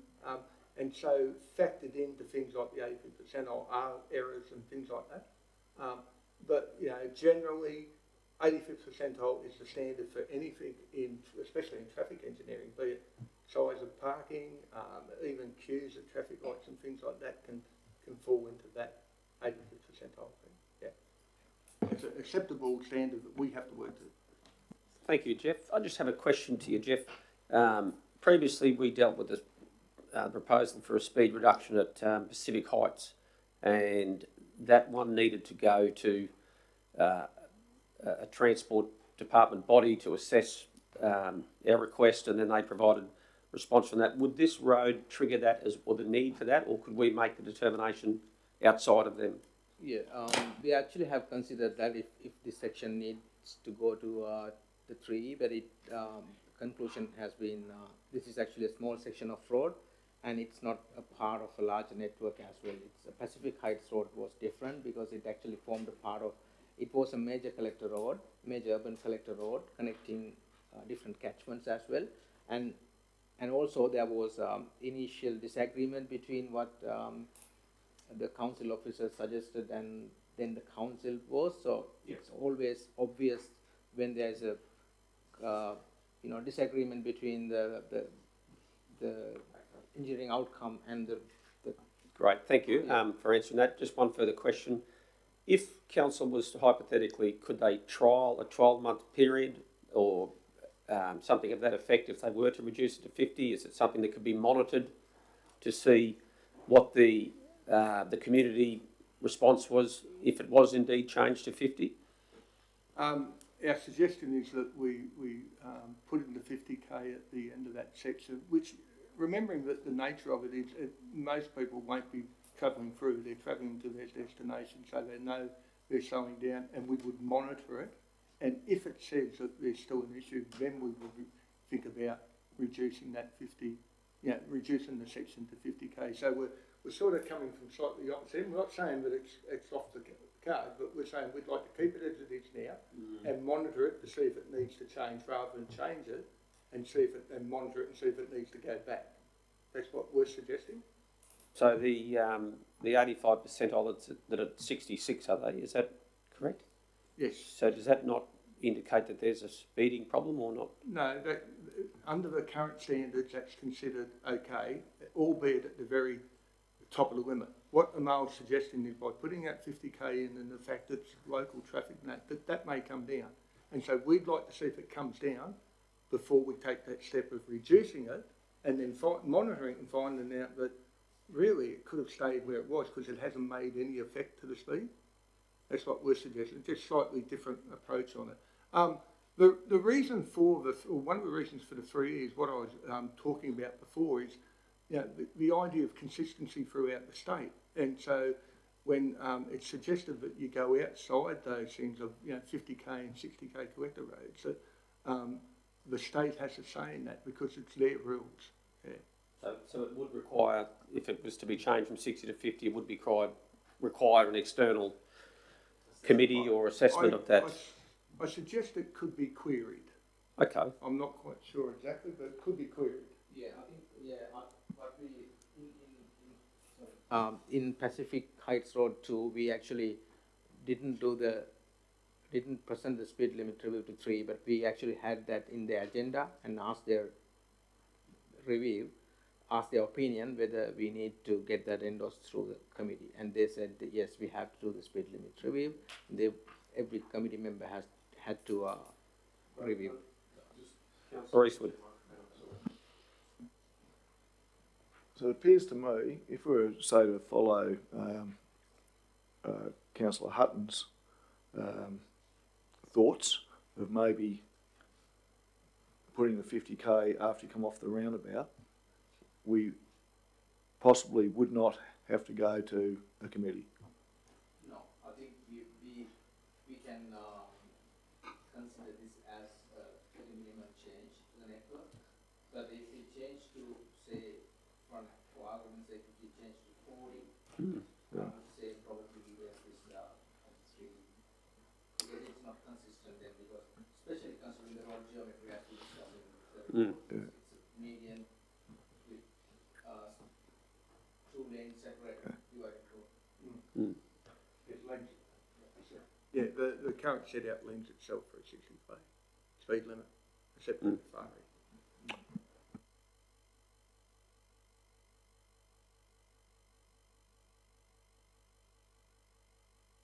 Either is going to move that we move back into standing orders. All those in favour? Thank you. Okay, we have a situation where with Councillor Friend's motion before us that's essentially got 2 parts to it really. It's speed reduction and a speed bump of some sorts. Councillor Friend, are you wanting to move that? I certainly will, Mr. Chair, Right. and speak to it. Do we have a seconder for that motion? Councillor Mather, we have a seconder. Right, Councillor Hutton, you've got a question? Yeah, I just wanted to ask the question, at what point should I foreshadow a motion? I think that would be probably reasonable to foreshadow it now, just so that we're aware before voting on this. Yeah, so what I'd like to foreshadow, councillors, is to take the intent from Councillor a friend's motion and removing part 2, but looking to actually have the installation of a 50-kilometre zone sign as, instead of on the approach to the Keppel Cove roundabout, actually have it as you exit the Keppel Cove roundabout onto Monte Carlo Road, so that they've gone through the roundabout, and then as they come onto Monte Carlo Road where the houses are, that's when they get told to maintain a reduced speed for the length of that road up until they enter into the estate. So that's... Okay, so we have a foreshadowed motion there, which in previous meetings could almost be seen as a request to amend the motion, which Councillor Friend would perhaps have the option to if you wanted to. But certainly, I'm happy with the foreshadowed motion. However, I'd like to speak to this particular motion first. so you'd like to... you want to speak to this motion as it is? Okay. At this point. Over to you then, Councillor... And then Councillor Hutton can see what happens, and we can look at that. Well, if your motion's successful, then his motion will obviously not come into play, so... Sure. So this is a substantive motion that you're wanting to prosecute? Yes. Okay, over to you, Councillor Friend. And the reason, thank you, Mr. Chair and fellow councillors, the reason why I want to prosecute this particular motion is because it's not something that I've plucked out of the air and thought, oh, what can I do for the next meeting? I was approached by residents at Keppel Cove, residents who said that on approach to the roundabout, people are actually doing far greater speeds than the 60-kilometre sign. The speed bump itself would certainly help them slow down. And even though the engineers were correct about the hooning and it is a police matter, at least council can be seen to be assisting with that issue as well. The residents feel that, well, I went out there one afternoon with fellow councillors, and as we were standing on the side of the road about 80 metres from the roundabout, there were heavy vehicles, there were buses, it was parents bringing their kids home from school, and the vehicles appeared to be speeding right to the roundabout, then around the bout, and they'd roar up the road off the roundabout as well. And these were just the everyday residents. In fact, we stopped again at Monte Carlo Drive, and the whole place was quite chaotic at that point, and not many vehicles were slowing down. So I would like, Amal said that the issues would happen if we changed it to 40. Well, we're asking to change it to 50 on the approach to the roundabout, giving them plenty of time. I certainly also understand Councillor Hutton with the 50k sign as you come around the roundabout, and I also agree with that. But let's look at the 80 metres leading up to the roundabout as part of an educational tool as well. It's only 50 kilometres, not 60. The speed bump, I understand roundabouts are meant to slow people down and be a traffic calming device as well. However, from my personal observations that particular afternoon, and I believe it was around 4 o'clock, 3:30, 4 o'clock, people were actually speeding along there, and it was just seemed to be their everyday issues. So I would like to continue to move this forward for the people of that particular community, and they would like to see some action done. Thank you. Any speakers against that motion? Councillor Eastwood. Yes, Mr. Mayor, or Mr. Acting Mayor. And the only reason I speak against this, I just think we can find a better solution. Speed signs don't necessarily change driver behaviour, and it seems to me we've got a driver behaviour problem rather than a speed signage problem.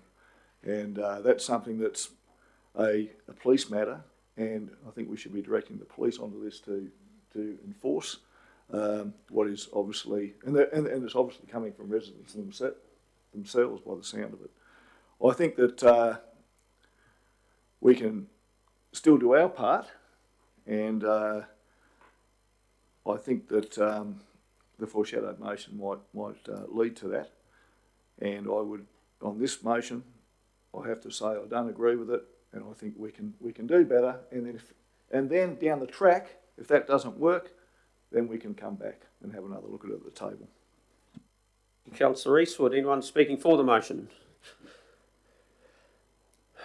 Well, if there's probably no need to have any further speakers, or you'd like to speak against the motion, Councillor Hutton? Yeah, only because I think that it's worthy to explain to the community why I'm not in favour of these changes, but we're foreshadowing a slight change or a foreshadowed motion.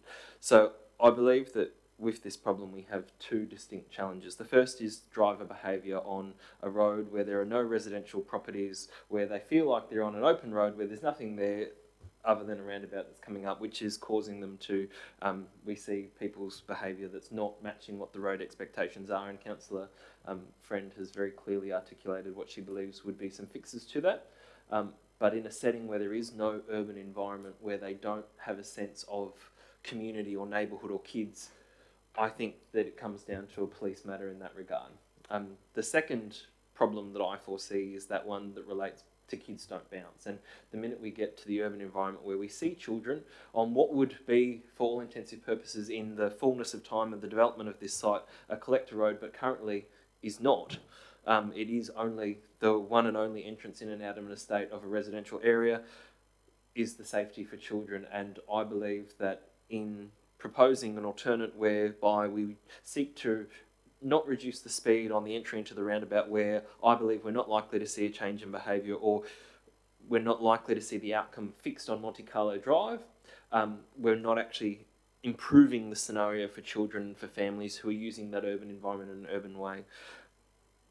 For those reasons, I won't be supporting this motion here, but as I've previously highlighted, we'll be putting forward a shadow motion that sees us seek to reduce the speed on Monte Carlo Drive itself, so that as vehicles enter into the urban environment, they get the visual cue to reduce speed, and that progresses into safety for children and families on Monte Carlo Street and those people in the urban environment of Zilsey Cove. Okay, anyone speaking against the motion or for the motion? Yes, Mr. Mayor, That thank would you. be Councillor Mather. As we all know, there are many, many instances where we need a police presence, where there are hoons or where there is just unruly behaviour on a regular basis. And I could say that probably Bangalore is a good example of that.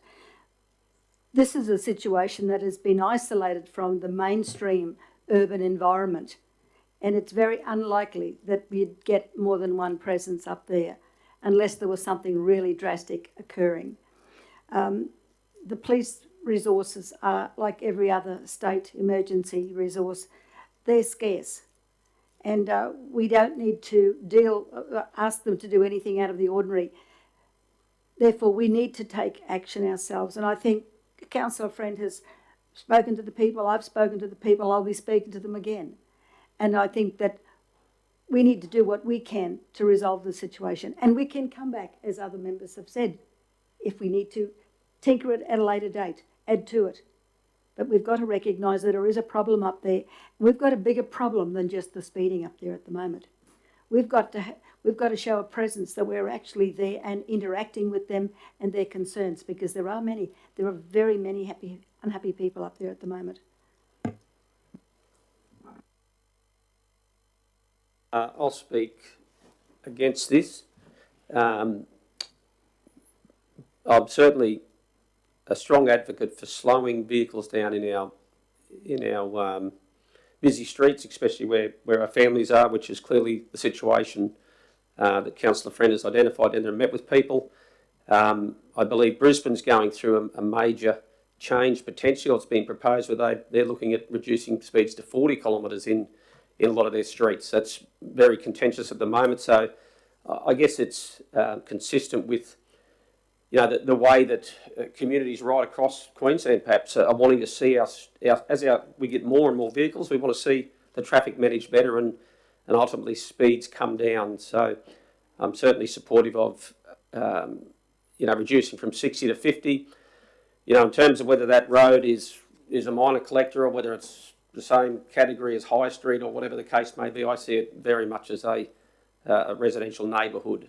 And so I'm supportive of that. But in terms of the speed bump, I think at this point I'm not prepared to put that in before the roundabout.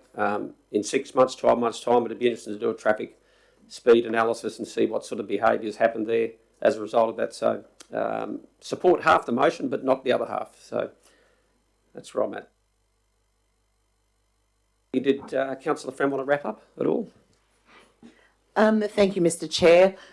Basically, just reiterating and stating that we're here for the residents. We're here to listen to the residents. These are the people that live there. These are the people that are affected by these traffic movements every single day. It's wonderful that we have really intelligent and fantastic engineers that give us the ability to understand how TMR work, how the roads and connector roads work. However, these residents really believe that by slowing down the traffic within 80 metres of the roundabout will actually assist further down as they come onto Monte Carlo Drive. So I speak for the residents when I move this motion. However, we'll see what happens. I'm also happy with the foreshadowed motion. Okay, that concludes the debate. Will those in favour of Councillor Friend's motion? Are those against? Okay, the motion is lost. We'll revert to the foreshadowed motion, which I believe is going to be put up shortly. And will essentially contain part one, I believe, but I'll hand that over to Councillor Hutton to speak on that. Yes, thank you, Mr. Acting Mayor. So what I'm putting forward is alternate foreshadowed motion that Council resolve to reduce the speed limit from 60 kilometres to 50 kilometres on Monte Carlo Avenue at the exit of the Keppel Cove roundabout Zilsey, and further that we advocate for further compliance activities by the Queensland Police at the entrance to Keppel Cove, with the offer of use of our cameras if required. So I think I take on board the commentary by councillors that there is a concern on that other road and the activity there. I struggle to believe that an engineering solution is going to change that behaviour in an environment where they've got no sense of buildings or houses or children. So that is a compliance issue, I believe, on that part. But on the second half, I believe that we can do something to improve the safety of children on what is, unfortunately, an urban street that will never be built out because it will never have houses on that other side because of the creek system. So at some stage, I think the community needs to be aware that it will be a collective road, and when it becomes to that degree that it's having 600 vehicle movements a day or more, we won't be able to maintain it at 50 kilometres. But for the time being, while it is really a dead-end road that only accesses for the local residents, I think for the sense of community and neighbourhood, we can make this change to promote safety. And hopefully, if we change the driver behaviour, even when it goes up to 60, they'll continue to drive at 50 anyway, because it'll become the habit of a lifetime. Second, Mr Mayor. Okay, we've got a mover and a seconder. That's great. I'll take it that you've spoken to that motion, Councillor Hutton. Does anyone like to speak against? Any further speakers for? If not, I'll speak for it. Just in time, Councillor Eastwood. I'll speak for it, Mr Mayor. I just want to affirm to the residents of Zilsey Cove that we are thinking about them, we are thinking about their safety. And on this count, it's really important that we do make some changes. And I think that the change that the mover has suggested is a very thoughtful one, and it actually makes a lot of sense. I'm not a proponent for speed bumps. I see them as launching ramps sometimes. And I think that this would make, or could make, the difference we need to make. And that, with the law enforcement, we might be able to see some changes. And if we don't, we can revisit this into the future. Thank you. Okay, anyone, Councillor Hutton, want to sum up? I just wanted to confirm, and I apologise. So, Monte Carlo Avenues, Monte Carlo Drive, I want to make sure we've got, and that's my mistake, that when I gave the wording to Justine,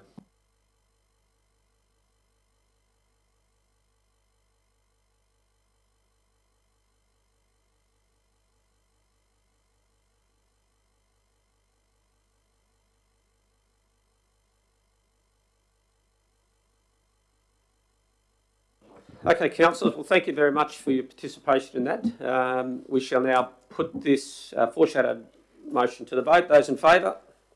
That's unanimous. Thank you. Can we have a procedural motion to adjourn the meeting for morning tea?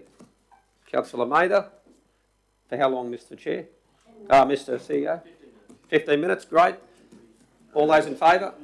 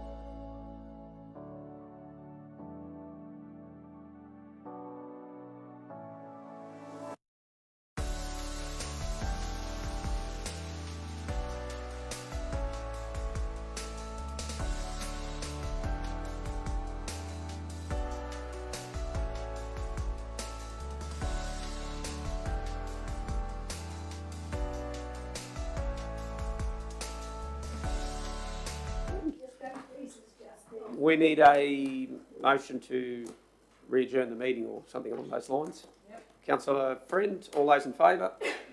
Okay, we're back underway, and I believe we're up to 12 point... Which one, Councillor Mader? Oh, thank you for that. We're up to 12.4. There we go.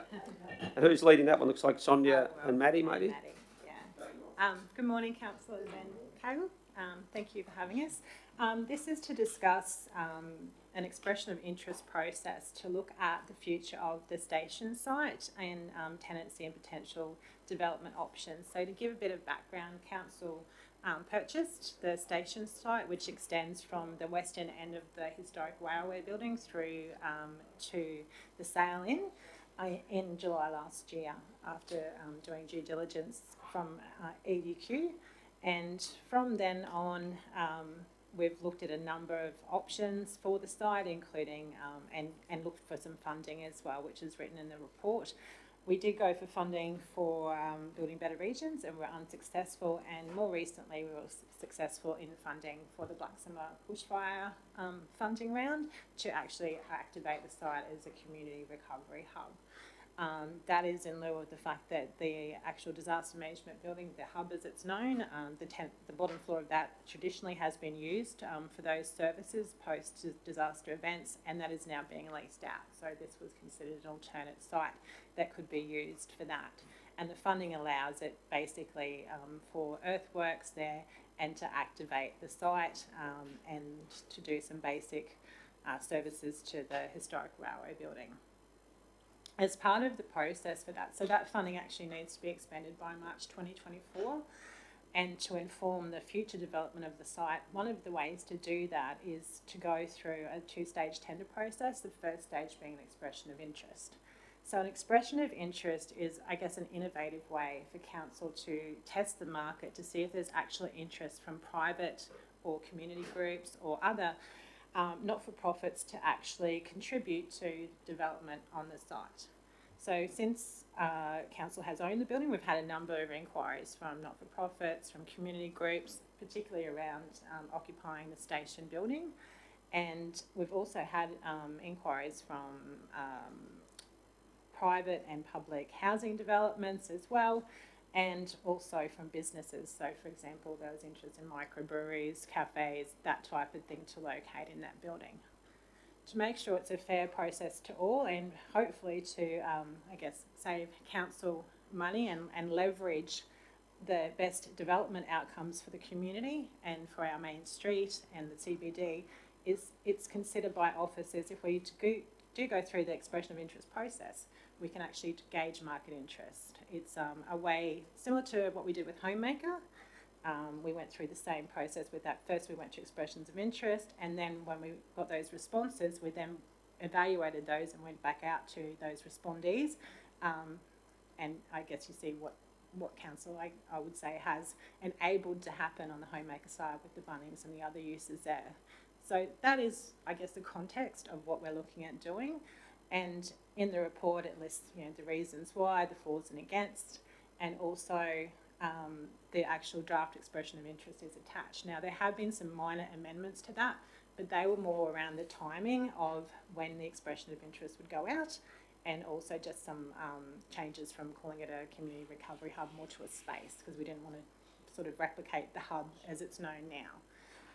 I have sent those to councillors yesterday, and the intent is, if council agrees to go through a expression of interest process today, that we would then turn the attached document, the one I sent yesterday, into more of a market orientated, I guess, design document, which we can do internally, and we've already done a layout for that, and we would like to go to the expression of interest this Friday and market that for 3 weeks, if council agrees.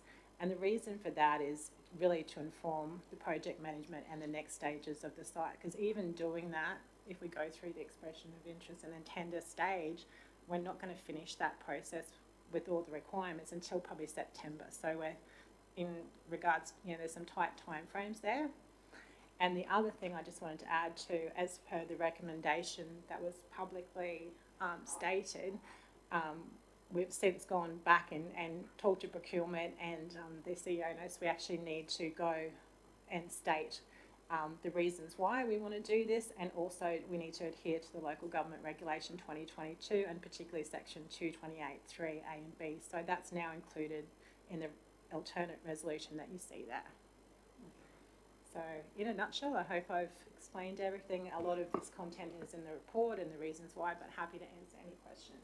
Thank you very much, Sonia. Councillor Friend. Yes, thank you. Thank you, Sonia. Thanks, Maddie. A great report. Read it thoroughly, completely in agreement with you.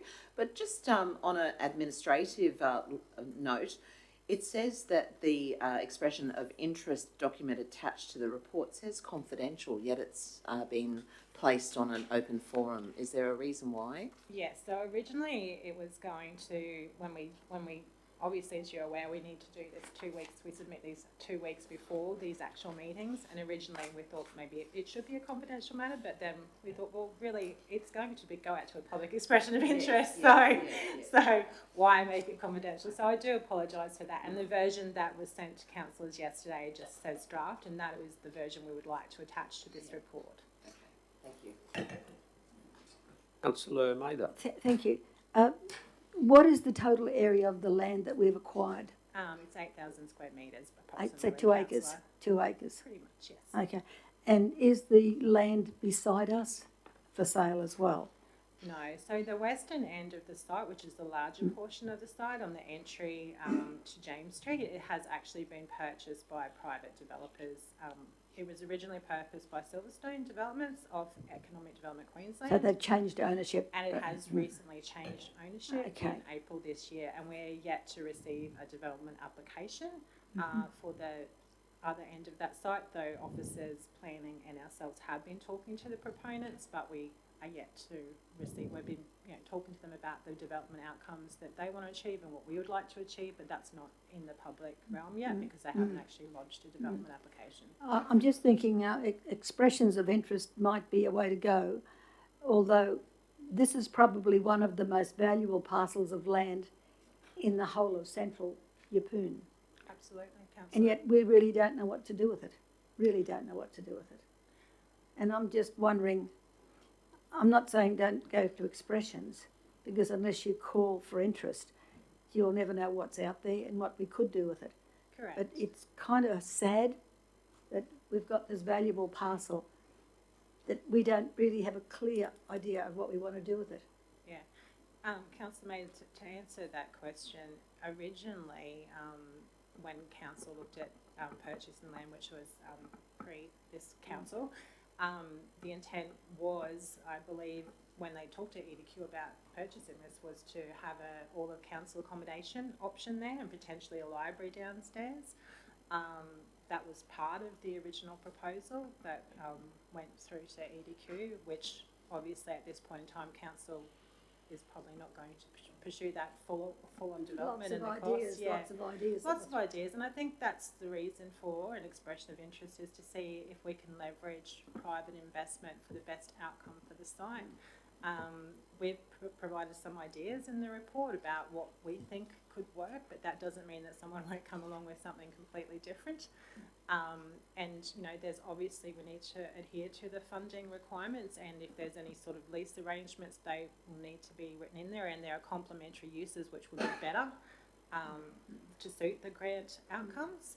However, on the eastern end of the site, for example, we've also included options for high density residential with mixed use below. So I shouldn't say nothing's off the table. Obviously, we will be looking at what will be the most return to the community and to council when we assess these.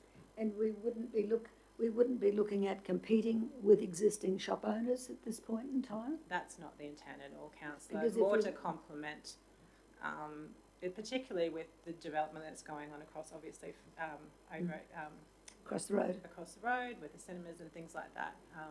Anything that activates that site, even if it is residential in the end, would complement that use. Great, thank you, Sonia. Any further questions, councillors? Do we have a mover? Councillor Friend? Do we have a seconder? Councillor Mather? Okay, would you like to speak to that motion, Councillor Friend? Thank you, Mr. Chairman. No, it's fine. I think there's been enough said on the subject and happy to go for expressions of interest. Okay, any speakers against the motion? On that basis, we'll put it to the vote. Those in favour? Those against? Okay, thank you. That's passed there. 12.5. 12.5, I should say. Keppel Sands Caravan Park fees. We have Christine. Welcome, Christine. Thank you. Good morning, Lead away. councillors and CEO. This report is in to submit for resolution some amendments to the adopted fees and charges for the Keppel Sands Caravan Park for the 22-23 financial year. After council was briefed in early June following the Keppel Sands Caravan Park managers' commercial insight into what they considered to be reasonable charges for the park. I take it as the report being read, and if anyone has questions. Any questions, councillors? No, just observing what is only coming naturally, Mr. Chair. We ask the managers what they think because they're the best ones to gauge what's acceptable and what's not and what we can... Would you like to move the motion, Councillor Maitland? I'd be very happy to, Mr. Great. Chair. A seconder there? Councillor Friend. Beg your pardon? Yep, and so we've got a mover and a seconder, and Councillor Mather and Councillor Friend, and a question from Councillor Hutton. Yes, outside of the public forum of council meetings, I know that there's been a discussion around some additional capital works that could potentially be done on that site, which led to a consideration as to whether the fees and charges were applicable to generating a return for council from this site itself. Does this change in the fee structures, while guided by the best of advice from the current landholders, consider that additional cost that council may be taking on board by doing additional works at the site? Thank you for your question. I will have to take that on notice. I'm not aware of proposed capital works being proposed at the site. Okay, no other comments from Maddie or Mr. Carl? Chairman, if Councillor Hutton's questions in relation to the additional powered sites, I don't think we've got the capital listed to do that, so I don't think it's influencing the fees at this point. Mm. Sorry, there was a line item put in the budget, in the upcoming budget, to do some investigations into the electrical requirements of that, so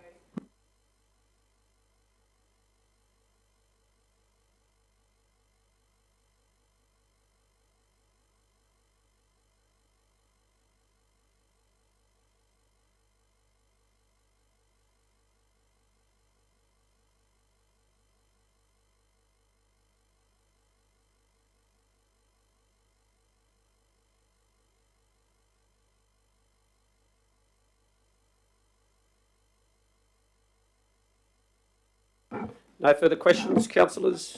Those in favour of the resolution? Yep. No one against. That's unanimous. Thank you, Justine. Okay, 12.6, community tenure renewal for the Yeppoon Tennis Club, councillors, and that brings Molly and Greg with their words of wisdom. That would be much appreciated. Morning, everyone. Thank you. This report is to expand the Yeppoon Tennis Club's current land that they lease with us. They also license a separate portion, and this report is proposing that the lease becomes the whole area. It's one 10-year agreement, one document, and we would like to issue it for 10 years. You can see within the map in the report, that yellow line is where the tenured area would be. They're currently already maintaining that, looking after it, having great success with the pickleball courts, etc., as well as increased attendance at tennis in general. You can also see on the map that that doesn't impact any future potential of the Kui Bay pool upgrade. So it's separate from that parcel, and it won't impact that at all, except to complement as another part of the sports facility. So I'm happy to answer any questions. Great. Any questions, councillors? No. Just makes perfect sense, Mr Mayor. Okay, looks like Councillor Eastwood's going to move, and Councillor Mather, you're prepared to second that one? Okay, over to you, Councillor Eastwood, if you'd like to speak to that. Don't really have to say too much, Mr Mayor, just Councillor Mather's comments then, it does make perfect sense, and it leads to a lot of security for the tennis club, and it's really important that we do look after our sporting organisations, our community organisations, etc., that you know, that they add benefit to who we are as a society and as a shire. Right, anyone speaking against? No? I just have one question, Molly, if you wouldn't mind. We've run this past the tennis club. How are they feeling towards yes, this? this is at the tennis club's request. Great, so fantastic. this fulfills their request as well as makes sense. And the changes with the path and the shaded area out there, they're okay with that boundary being pulled in? Yes. Great. Okay, Councillor Mather, do you want to speak to the motion as well? That perfect sense, Mr Mayor. Great, there we go. Okay, we'll put it to the vote. Those in favour? That's unanimous of 4, so which is we're just on quorum. Very good. Okay, councillors, 12.7, irrigation near Emu Park Surf Life Saving Club. Movement. Greg, is it you? Thank you Good very morning, much. councillors and CEO. The Kerr Park down at Emu Park was upgraded a couple of years ago, about 3 or 4 years ago, and as part of that upgrade there was to be some irrigation to be extended in front of the Emu Park Surf Life Saving Club. That never occurred. Council officers were in the process currently of building a business case to have that irrigation extended. There was a take-off point for that in future, and what has since happened is the Emu Park Surf Life Saving Club has come to council and said, listen, we're prepared to contribute some money towards that irrigation in front of the surf club, rather than them having to put out hoses every week or every weekend when they're doing their exercises and so forth, and with council contributing the other half. Part of the issue for the officers was going to be that we would have to build a business case for a capital works project for this, because it's actually an extension of an existing system. So in lieu of doing a business case, we thought we'd bring it to the table and see if we could get a co-contribution out of the existing funds in this year's budget. We have some surplus there for it. The cost to council would be about $4,500, and the Emu Park Surf Life Savers would contribute $5,000 towards it. Yeah. Happy to take any Thank you. Through the chair, thank you. Councillor Friend. Happy to move this, Mr Mayor, Certainly. at this point. So I suppose my question is that the Surf Life Saving Club, how long ago did they first come to council and ask for this to occur? I'm aware they came in March, April. March, April. Year, yes. Okay, and they're willing to contribute $5,000, which is more than council's contribution. Yes, it is. It's fantastic. And Thank you. I'll just add, if the motion is passed, work can commence next week. Wonderful. And it's not a large job, is it? No, it's not. About 2.5, 3 days worth of work. Excellent. Thank you so much. Yeah. Okay, Councillor Eastwood's going to second. Is there any need for further debate? Anyone speaking against? No, not speaking against. Okay. Just a question, Mr Mayor. Thank Yes, you. certainly, Councillor Mather. Our contribution, I read was indicated here that we'd actually had money set aside. So there is existing funds in the irrigation budget. Yes, there is. So we're not taking it out of the budget. It's in the existing budget. It's in the existing this year's that budget. we're yes, taking so it won't from. come out of next year's budget. Yeah. Okay. Thank you. Okay, we'll put that to the vote. I'd like did you to- want to I would speak, like to Councillor speak. Friend? My Yes. apologies. That's all right. Thank you, Mr Chairman. So I'd like to thank the Emu Park Surf Life Saving Club for your contribution to assist council in assisting you. And I can only see this as a win-win situation. I'd like to thank the officers for everything you've done, and to have contacted and been in contact with the Surf Life Saving Club. And this is a lot of times in a council tenure, there is some major wins, but it's the little wins, the constant little wins along the way that make our community what it is. So thank you. Any other speakers? No doubt Councillor Eastwood by the looks. Yeah, I'll just speak for this resolution, Mr Mayor. When our volunteer not-for-profits put in a submission like this, it's a great thing, because it shows that they really care about the area that they look after. And again, you know, when we see them doing this, it does. It adds to who we are as a community. And it adds to Emu Park. What a great place, and it beautifies the area.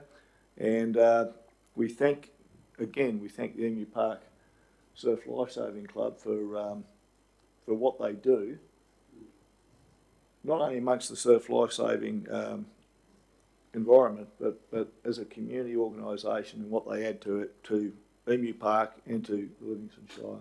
Here, Councillor. Councillor Hutton, you've just re-entered the arena. Did you want to speak at all? Are you happy with that? In the absence of anybody else speaking against, we shall put it to the vote. All those in favour? It's unanimous.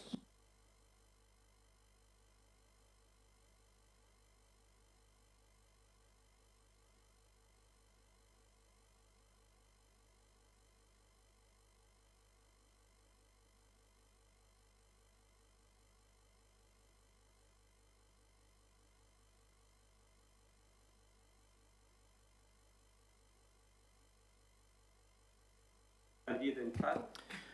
Thanks, Mr Mayor.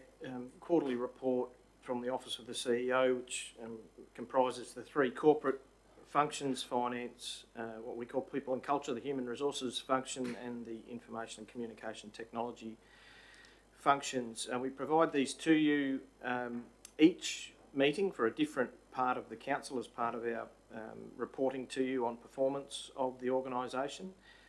There is a good deal of information in there, as you can see. Taking the point that was raised quite rightly at the last meeting about now that we've got a few of these under our belt, we should be starting to report comparatives, and we've started to introduce those, not on a grand scale, but we've started to introduce comparatives for this month. At the outset of the report is results on the key performance indicators that the council have adopted for overall organisational performance that we hope the majority of our nearly 400 employees can influence in one way or another. And then the agenda is broken into those different corporate functions that I nominated on performance in various parts of their business. I'll take the report as read, but happy to respond to any questions. Thank you, Mr CEO. Councillor Friend. Thank you, Mr CEO. Just on page 207 under insurance claims, and it's more out of curiosity than anything, public liability, under public liability claims, are these claims from internal or external stakeholders? In the main, in fact, I would say almost guaranteed that it's all external claims. Thank you. Any Councillor Hutton? Or are you moving, or have you got a question? Oh, I actually have quite a few questions. Right. But on very oddly specific details, which may or may not be to the benefit of the table to take a bit of time. So my first question comes under the Finance and Business Excellence section, where it talks about accounting services, and we talk about page 203, the first page of the report. Oh no, second page of the report. So it speaks about that we've had more than 4,500 accounts payable with a value of 22.7 million, processed with 94% of suppliers paid within agreed payment terms. Our target's 90%. I was just wondering what that time frame was. Was it 30 days, 60 days, 90 days? Yeah, I think it varies. It's in accordance with the payment terms. Yeah, so it depends on the supplier. So our default position, according to our standard terms and conditions, is 30 days from date of invoice. That's our default position, but there are some exceptions. So there are some payments that we have to make under various legislation within certain timeframes, so whether 5 or 7 days. Some suppliers, generally those that are low risk, one-off suppliers, are generally paid within 7 days, but our standard position is 30 days from date of invoice. Thank you very much, Madam CFO. My next question is under the governance section, where it speaks to the range of policy documents that we have, and in some cases procedures. There is demonstrably a significant number of overdue policies for review. I was just wondering what action's being taken to change that result, or what? So the good news is that there are no statutory policies that are overdue in terms of the legislative requirements. So they're overdue purely because of our self-imposed 2-year time frame. The actions we are taking around that is looking at each of those statutory or community policies to be reviewed once in an election cycle rather than twice in an election cycle. But they can of course be reviewed or amended by resolution at any point in time. Okay, thank you very much. The next one is in regards to the grant. So it currently speaks to council managing 44 different grant programs awaiting outcomes. It talks of council applying for 46 grants in this financial year. Is it a potential opportunity to get a separate memo provided to councillors listing the 46 grant applications that we've made this year, just so we can see which ones were successful, which ones were not successful and where they were? Because as you can imagine at the council table, there is no way that we've voted or dealt with 46, which means that officers are diligently working behind the scenes to always look for opportunities, but it would be great to know that so we can share that. My next question related to the Project Management Office, and it speaks under the Project Management Office's framework around some of the continued challenges we've had in completing the capital program, even under the revised capital program that was identified, and outline some of the pressures and challenges that have been faced. But the last line speaks to the coordinator for the PMO being seconded to Project Merlin. I just wondered if there was any risk attached to that, or what backfilling arrangements were being put in place to try and help if this is a space that we're identifying that there's a bit of a flashing light going on and the office is removed from that section. I just wondered what we're doing in that space. So I've taken on some of the duties of the PMO, but the good news is that a lot of the administrative work is actually being facilitated through the accounting team in preparation of end of year. So a lot of our status reporting is being coordinated through the accountants because they really need to know what projects are completed so we can capitalise all of that. The comment is until the 4th of July, so go live with Project Focus HQ. And at this stage of the year, there will be no changes to the capital program until at some point in next financial year. It's locked. With indulgence of the table, I'm sorry that I'm continuing to... further down in the report where it speaks about the overtime report for council, and I understand that there's been a strong focus on behalf of the CEO to try and drive down that number. We see that we're currently sitting at a place of $1.1 million having been invested in overtime this current financial year, and the commentary speaks to that this is a similar position to last year. Do we believe that we're going to see any reduction in these final 2 months, or are we at a place where it's likely to be a baseline for future years? Mr. Chairman, I think it's fair to assume that the patterns, that despite our efforts to reduce overtime, the pattern remains reasonably consistent with earlier years, as the report suggests. I don't think there will be any drastic reduction in May or June, so it's likely that the end year position will be not inconsistent with previous years. Councillors are aware that there's probably a number of moving pieces in relation to employees incurring overtime rather than sort of resourcing at a level that might diminish that amount. It is the case that we are funding the overtime from, despite budgeting for reduced overtime this year, we are funding the typical pattern through reductions in overall salaries and wages, simply due to a large number of vacancies throughout the year. Elsewhere in the report shows that we're at about 16% turnover rate at the moment. Question on that, please. In relation to the overtime, can we apportion that to where this is coming from? I mean, it just shows an overall picture. I've got all those figures as well. And yes, indeed, Mr. Chairman. We have a detailed report which we can distribute to councillors. yeah, because I mean, I'm saying if there's a water break, we know that there's got to be overtime. If it's a big one and it happens at the wrong time, we understand that. But we just need to apportion it to see what the trend is in those departments. Thank you. Any further questions? Councillor Yes, Friend. thank you, Mr. Chairman. I suppose I will ask Mr. CEO this question, and I'm not sure whether it is appropriate, but I'll continue and then you can shut me down if it's not. So under page 209, Council Workforce Profile, it says that there's 358 permanent full-time equivalent employees. How, and I'm going to ask this for those that will be following this meeting and so that they are informed and know of the importance of voting no.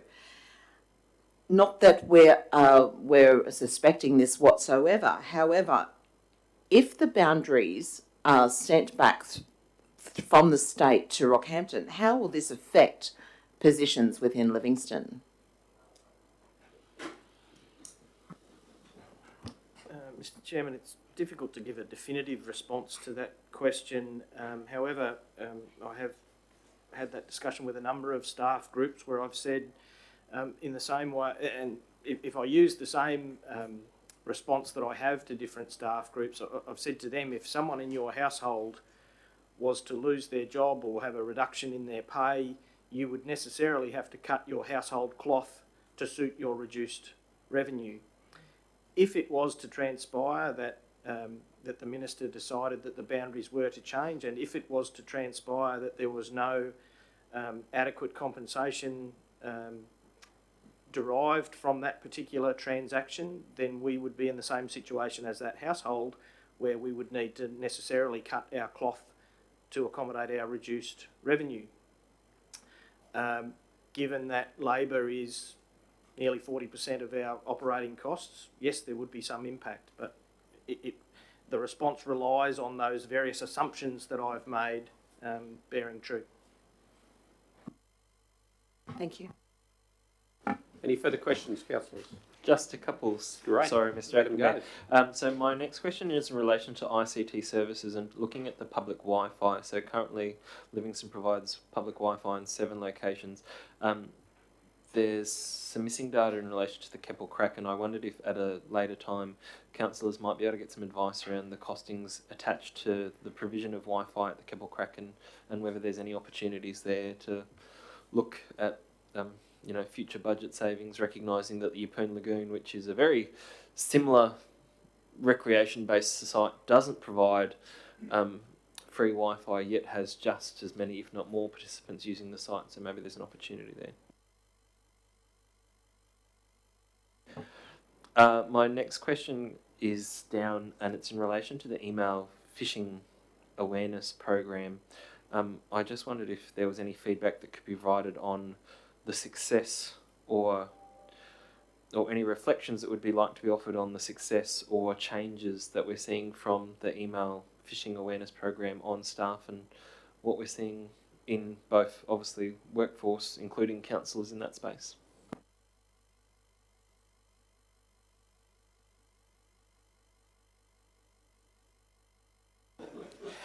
So thank you, Chair. It's a very hard thing to quantify out as to how well it works.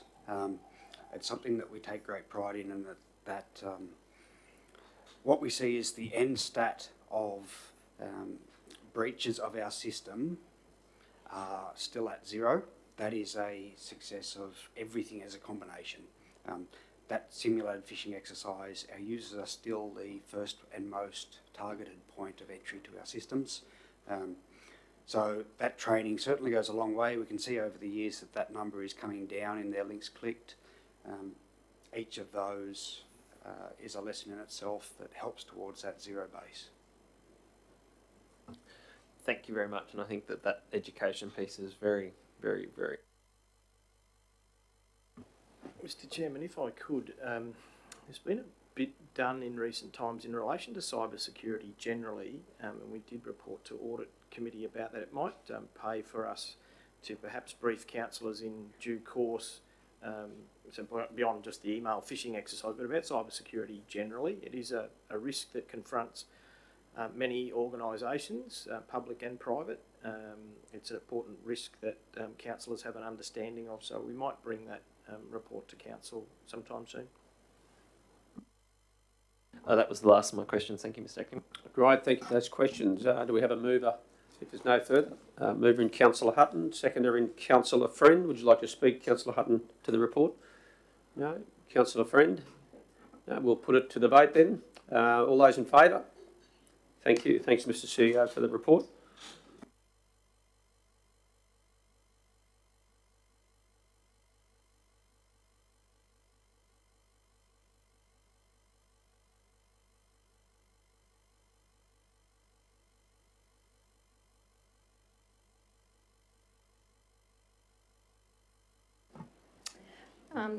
Thank you, Councillor. So I'm presenting the monthly financial report for year-to-date position to the end of May. So about 92 or 91.7% of the financial year has progressed. So we're all just days away from 30th of June. It's a very exciting time for us accountants.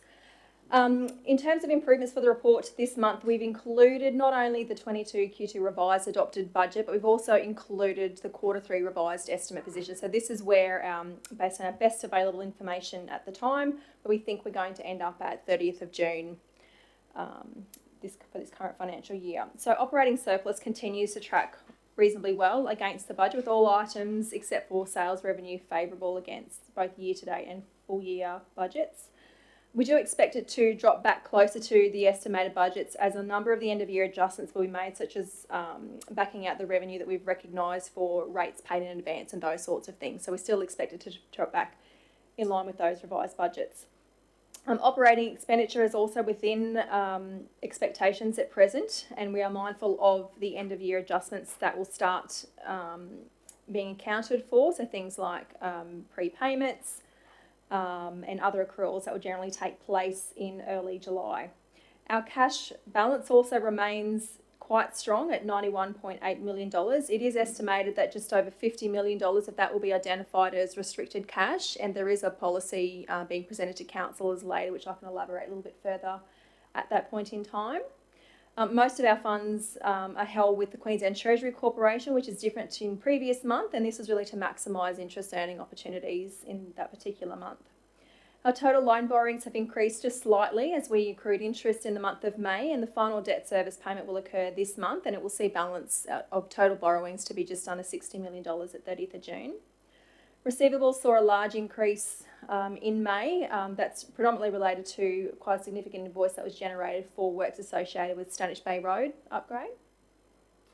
Overall, our outstanding rates and charges remain lower than in the previous 2 financial years for the same period, and just over 26% of our expenditure, and that's about $16 million, has been invested with businesses located purely within our Shire boundaries. In terms of our capital expenditure, so we've had about 58% of our revised budget that has been spent, in addition to $22.5 million that's been raised in committals, although the majority of those commitments are for works that are planned for next financial year, in particular for those items that have quite long lead times. We're having to place orders quite early on in advance of a financial year.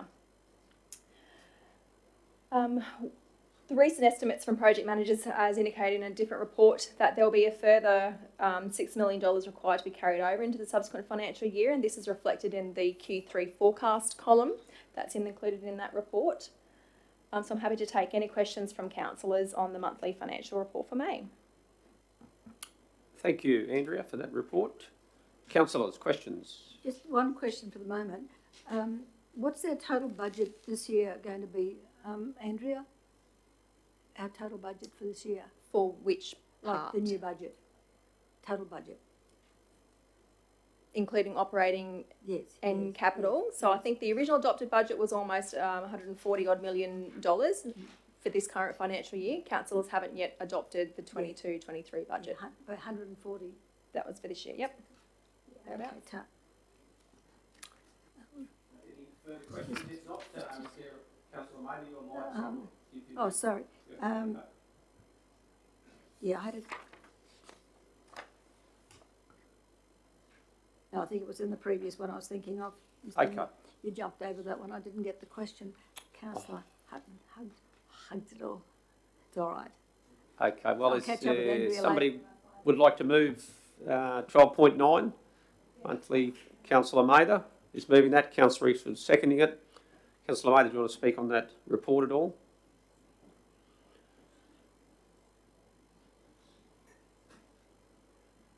Nope. Okay, sorry. Councillor Eastwood. No, okay, we'll put it straight to the vote. All those in favour? Thank you.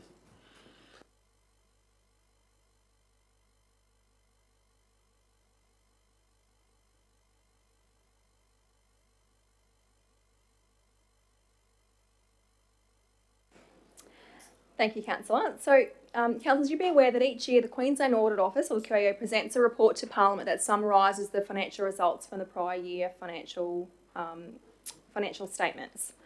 So this year I've collated the historical results for Livingstone Shire Council on a number of fronts there. And so overall, our controls over our financial systems and processes have improved, and Council doesn't have any high-risk issues identified in this report. There is marginal improvement in overall financial sustainability, and the amber rating that are in regards to the control activities for previous years are for different matters each financial year. So it's not one ongoing outstanding issue from year on year. Council did receive our audit opinion issued on the 19th of October, so that was before the legislative requirement being the end of October, and we received an unmodified financial statements, which is a good thing. This report was also tabled at the Audit Risk and Improvement Committee. The other component to the QAO reports is that they make a number of recommendations to both the State Department as well as local government entities for consideration. There's no obligation to act on all of the recommendations, although it is considered better practice to at least consider them.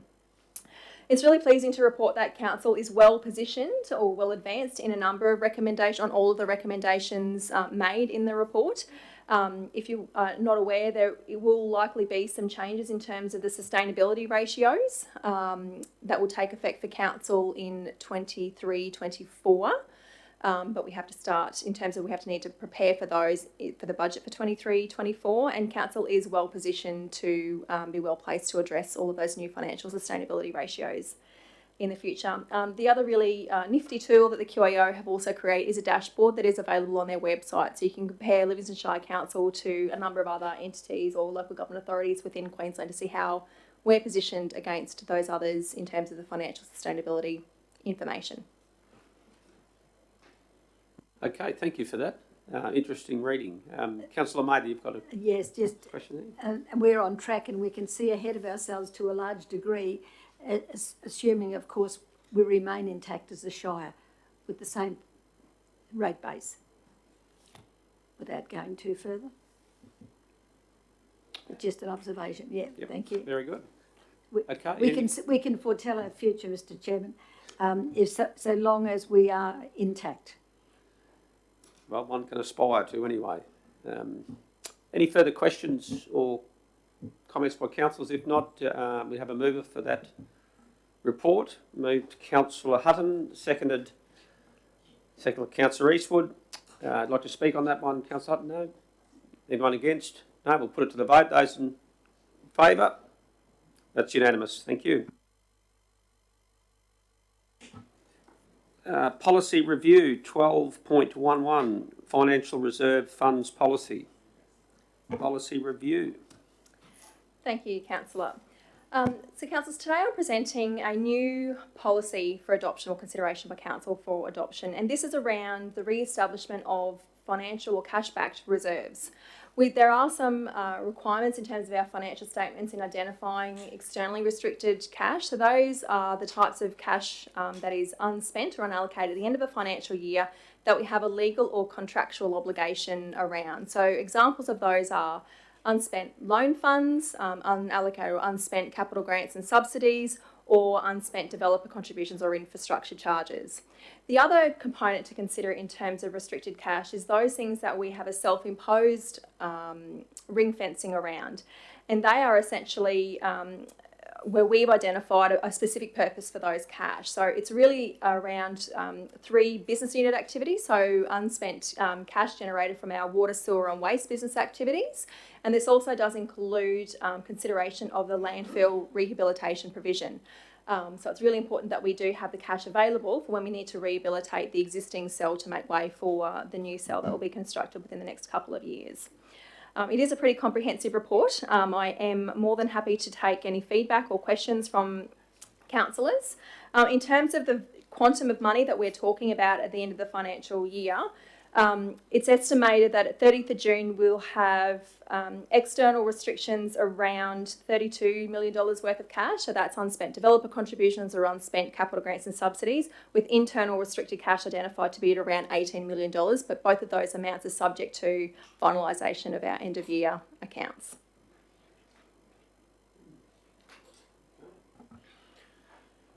Okay, any questions, councillors? Yes, Councillor Hutton. Yes, thank you very much. I understand the intention around providing clarity for both internal and external stakeholders, particularly around wastewater and sewage.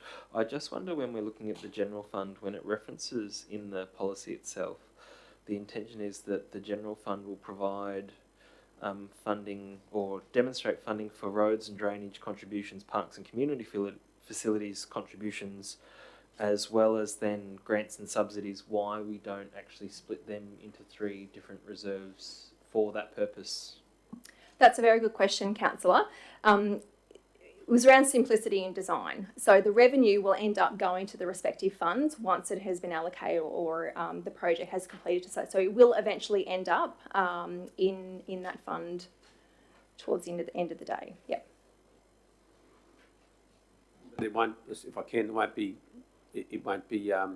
itemised in the policy or required in the policy to actually... No, so we're just saying as the holding cell, because usually those funds are expended within a 12-month period. Right. So you're not really going to have grants and subsidies, well, I hope we wouldn't, unspent for over a number of financial years. So for that particular one, it is a holding cell essentially. So once the work is sufficiently progressed in for those respective projects, the revenue will then be allocated to those business activities through their funds. Councillor Hutton. Yes, so just following on from that, so would that imply the same around the roads and drainage contributions and parks and community facilities contributions, that we believe that in any 12-month period that we're not holding over funds from that? No, developer contributions are different. So the reason why water, sewer and waste are set up as separate funds is because council has identified them as significant business activities. So they require a whole different set of accounts essentially. So we have to ensure that full cost pricing applies to those particular activities, that they generate a dividend or return back to council through tax equivalents, and that we are on the price path to achieve full cost pricing for those 3 separate business activities. That's the only reason why they are separate funds, because they do have and are required to essentially be treated like a separate business entity of council without going through the full commercialisation process. Okay. Whereas you wouldn't apply that same philosophy to our roads, infrastructure, our parks and community assets. So I suppose the clarity that I'm seeking and that you're providing is that really it's not around providing clarity of necessarily what the restricted funds that we're holding are for, apart from acknowledging that they are all restricted funds. And then in the case of wastewater and sewage, we're identifying them as restricted funds for those purposes solely due to the fact that they're significant business assets in their own right, so they do have a separate treatment in the books that we provide. Correct, yeah. All the way through to our financial statements, there's an additional disclosure that was required. Thank you. Any further questions? Andrea, our developers' contributions, how are they holding up at the moment? I mean, in comparison with previous years? So, yeah, in terms of the balances, our roads and water hold quite strong balances. The parks and community infrastructure has quite a low balance, and sewer... What was the last one with the low? So the parks and community facilities, that's a low balance, as well as sewer infrastructure charges is quite a low balance. Lower as well? Yep. Okay. We just need more development. More development, more contribution. Well, we can spend it as long as they hand it over.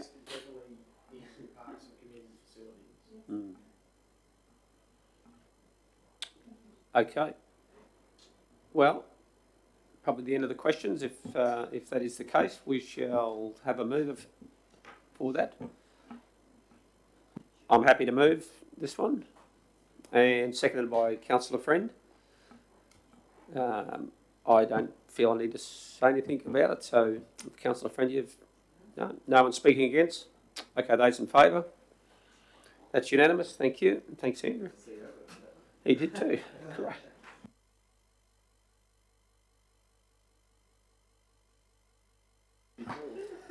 A Freudian slip, a 12.12 operational plan for 2022-23. That's no problem. Councillors, on behalf of the organisation, I'd like to present the operational plan for 22-23. So the operational plan has been developed to inform the development of the annual budget process. There is not a legislative obligation that it has to be adopted on the same day as budget adoption. So we're trying to knock this one out before that process in July. The legislation is fairly specific around the requirements of the document, and also in that council must discharge all of its responsibilities in a way that is consistent with the annual operational plan. In terms of our entire corporate planning framework, we've got a couple of additional layers which all form or help develop the operational plan, and that being our 30-year community plan, our 10-year corporate plan. We also have the 4-year service plans that we've developed throughout the organisation, and out of that falls the operational plan and then the financial budget that's to be adopted later next month. There are 74 performance measures or actions that reflect the key activities, significant projects or operational efficiency or effective measures that contribute to the corporate plan. I think the content itself is pretty self-explanatory, but I'm happy to take any questions that you may have on the operational plan. Thank you very much, Andrea. Questions, councillors? No questions? We've got a question from Councillor Friend. Yes, thank you. Oil means. Very straightforward plan, but just out of, once again, curiosity, 4.1.3a, a continuous improvement focus underpins the organisation, creating a supportive environment for ideas and positive, well-managed change, which enhances internal and external outcomes. There is performance indicators said that there's no actions for this particular year. Could you explain that? So it means there's no specific actions other than normal business as usual activity. So you'll see no actions for this year occur quite a number of times throughout this report. It doesn't mean that we're not doing absolutely nothing in that space. It's just that some of the actions will be part of our business as usual activities. So there is no specific program around continuous improvement that we are undertaking in 22-23. Thank you. Okay, great. We might ask for a mover. Councillor Hutton. A seconder there, Councillor Eastwood. Would you like to speak, Councillor Hutton, to that?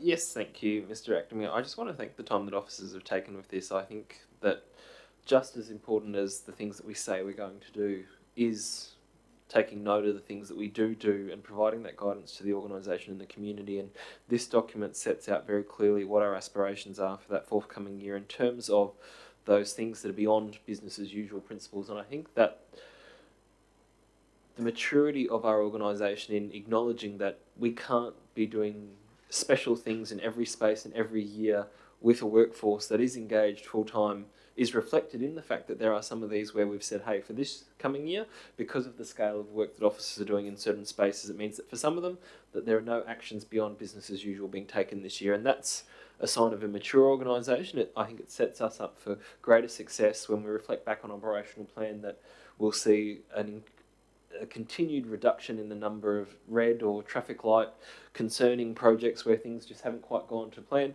And I appreciate the feedback that officers have taken on board where we have tried to drive away from having those business as usual markers to judge ourselves, have we done the job that we were meant to do, versus are we doing things that actually improve and provide guidance to the future and set for the organisation aspirations. So appreciate the efforts of officers. Thank you for the guidance and leadership of the executive leadership team to this, and I look forward to seeing the results of the labour for the coming year. Excellent, thank you. Anybody speaking against this report? No, any further speakers for? No. The only thing I'd like to say in support of it, Andrew, is I think it's a great collaboration that occurs between elected members and officers and staff to try and weld together something that guides the organisation going forward. So I think it's a good outcome. Thank you. Okay, we'll put that to the vote. Those in favour? Those against? 12.13, which is 1067TR, preferred supplier arrangement for the supply and delivery of road making materials by an arrangement panel refresh. Looks like Andrew's still here. Excellent. One more after this. Thank you, Deputy Mayor. So, councillors, today we're seeking that you accept the recommendation to add 2 additional suppliers to our preferred supply arrangement for road making materials. We undertook a refresh in order to add new contractors who have the right materials in terms of quality and price and availability to our existing supply base. It also opened up an opportunity for those suppliers that were already on the panel to refresh their prices as well, just to make sure there was an equal and level playing field.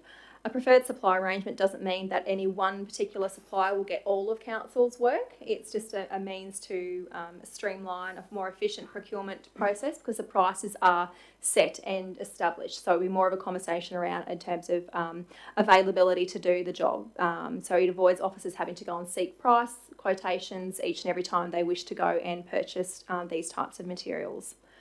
I'm happy to take any questions from councillors on the report. Questions? Councillor Mather. Thanks, Mr. Chairman. Do we notice any difference? I mean, we've got a couple of extras there, but obviously the others, existing people, given the opportunity to refresh their prices. Do we notice if there's any major increase in the fuel side of the projects? That's a very good question, councillor. So we did, prior to going out for a refresh, the prices were locked in. So by going out to a refresh for those existing suppliers, I've been advised that it's around a 2.4% price increase, and that could be for a number of Probably factors. most of them. On average, 2.4% increase. Yeah. Okay, there's one here too. I've not known that we've had it come to the table before, and it's good to say that we've got extra people on board as far as the preferred suppliers go. One here, there was no quality assurance documentation included in the Caves Quarry submission. I find that a bit unusual, because they know the rules. Yeah, that's correct.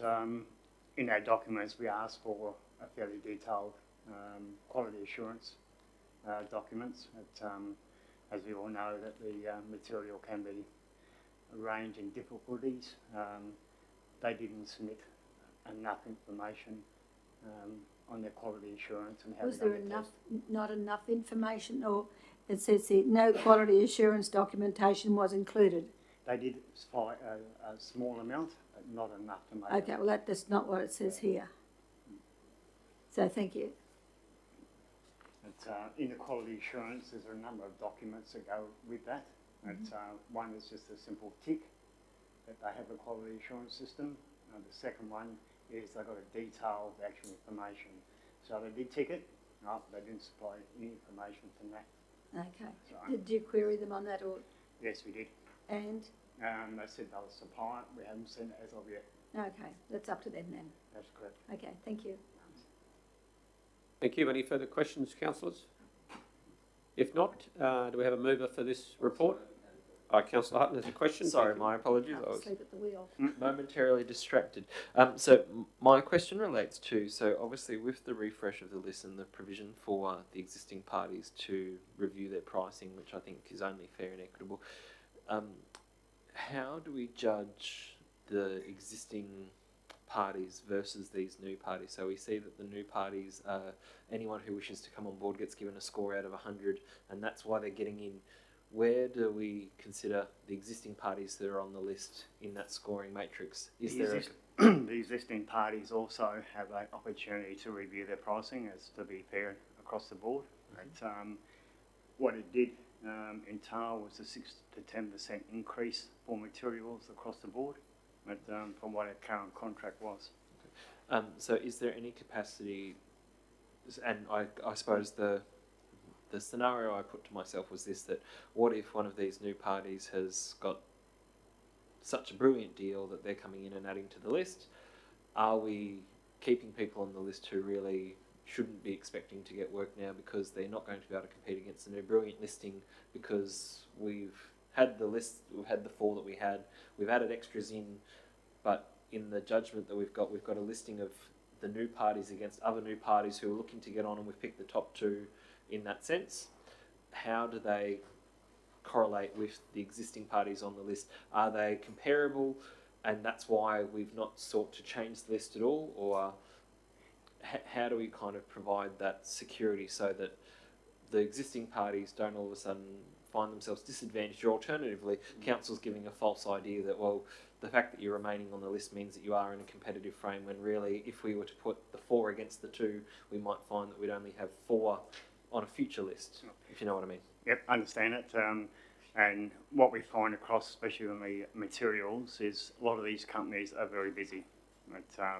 So we may go to the best one qualified, but he may not have the capacity to do it, so you go to the next one on the list. And it's depending on where the actual work is, where they're going to actually give it to us. So there's a number of reasons why that we always multi-award these to make sure we do have the capacity to get the material. And I guess, so a further question on from that, so is there any circumstances in which we would, in refreshing the lists, look to remove any of the existing parties at all, or is that something that doesn't occur? It can be. In my experience, we've probably only done it once or twice, and that was probably more on safety issues than some of the other quality. You always give somebody an opportunity to improve it. Thank you very much for the answers to your question. Thank you, Councillor Hutton. Do we have a mover for this?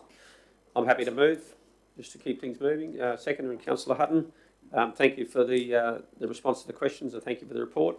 It's great to see our local suppliers signing up to try and tender for council work.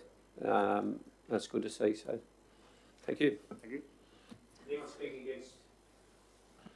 No one else wants to speak for? We'll put it to the vote. Those in favour? That's unanimous. Thank you.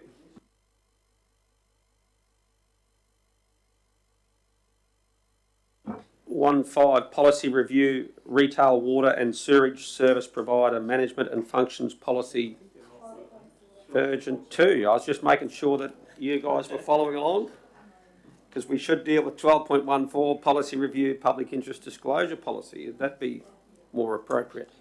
Probably would be. But thank you.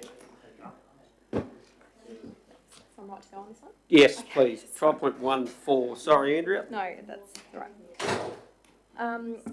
Thanks, Deputy Mayor. I'd like to present this report on behalf of our Coordinator of Governance, Paula Santini, who's done all of the work on this one.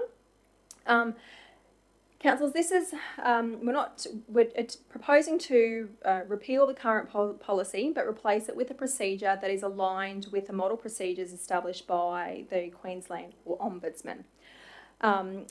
Public interest disclosures, people might better understand in terms of the old wording, which is the Whistleblower Act. So it's the same philosophy or approach with that.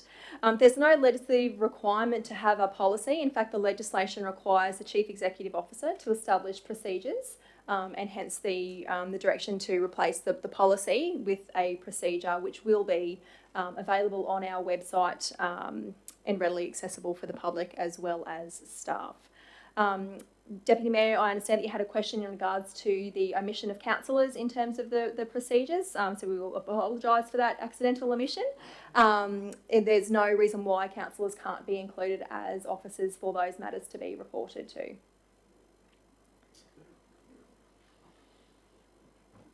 I'm happy to take any questions from councillors. Yeah, sure. Yeah, thank you. On page 286, it continues over there. E, public officers of the entity are offered protection from reprisals by the entity or other public officers. Offered. I think that, I mean, it's a report, I know, and it's not legislation. We should be ensuring that they have protection rather than be offered. They're given. They're given. There is nothing that I could see, just tell me if I'm wrong, that there's nothing there that actually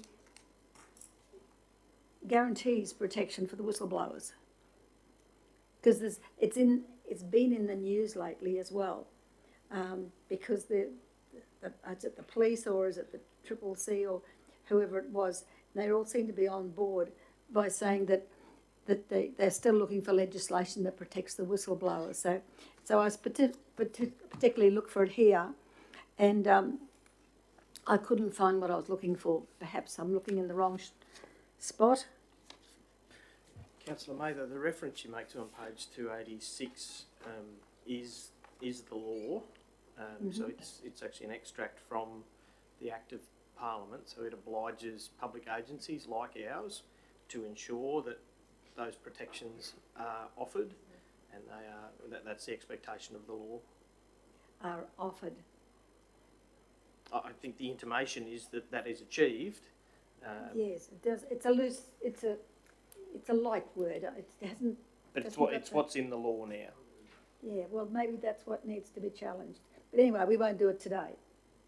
But I think there needs to be something a little bit more substantial that guarantees that.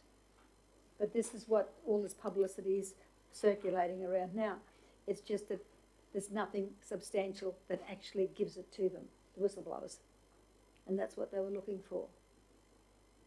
But anyway, that's A room for improvement. Yeah, I would absolutely agree, Mr. Chairman. I mean, we hear time and time again that it takes real courage for people to come forward and report wrongdoing. Those people who have that courage should be assured that protections are afforded to them, so that there is no reprisal for demonstrating that courage. But I think we can tune into the news every now and then and see that there are cases where that has failed. So you can people understand won't why come people forward. have hesitation. Yes. Yeah, and we'll sorry. This is a step in the right direction, of course, that we keep up to date with the changes, and one of the things that's been brought out recently is that the whistleblowers might not be so much. They don't have so much trouble with their own organisation, but if they go to get another job, nobody wants to employ them. Yeah, and that's been one of the big. That's what does happen too. But that doesn't come into what our legislation's about. Yeah. Well, perhaps this council could. I'll have a think about how we'd handle this, how we could go with this to sort of get some tweaking of the law to give the whistleblowers the protection that they need. Because they put not only their lives on the line, but they put their reputation and their jobs on the line. Yep. Yeah, Thank you for those comments. I By think all means, we could frame something to send to the LGAQ or direct to the state government or whoever we think is the best person to send it to.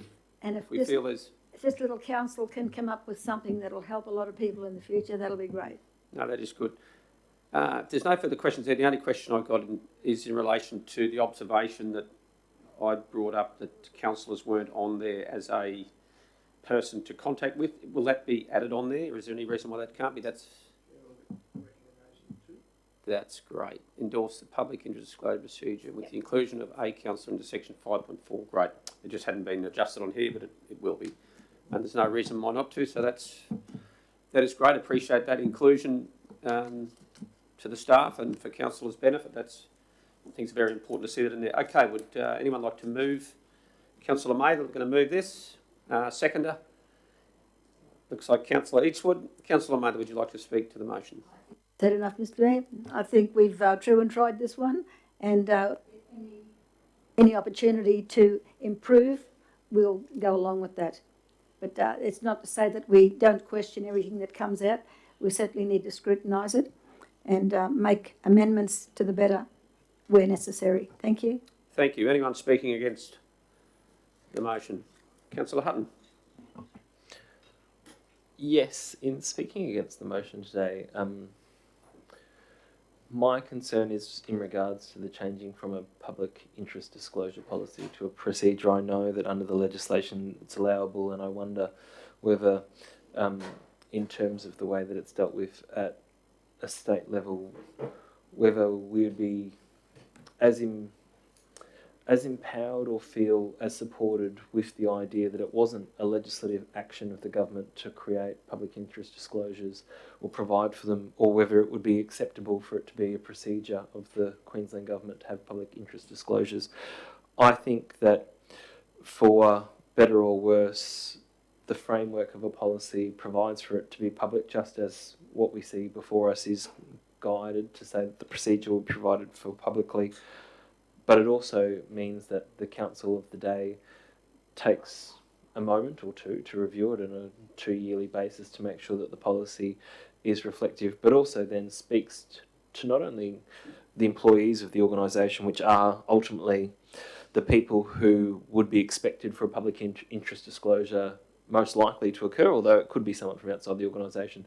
I just think that it's important for the public interest disclosure process to be demonstrated that it has support from the very top. And while today we'll endorse the actions of the CEO in having the public interest disclosure procedure, our fingerprints aren't necessarily on it or aren't required for it. A procedure can be changed at any time as an internal matter, where having something that is a policy means that the council table itself is actually putting its stamp on and saying, hey, we back in and support people undertaking this process, and understand that, as the CEO has stated, when someone undertakes such a courageous act, when they believe that there is wrongdoing and are willing to take that forward, recognising the challenges it creates for themselves, that this organisation and the council table of the day gets in there and supports them. So for that reason, I won't be supporting the change from a policy to a procedure.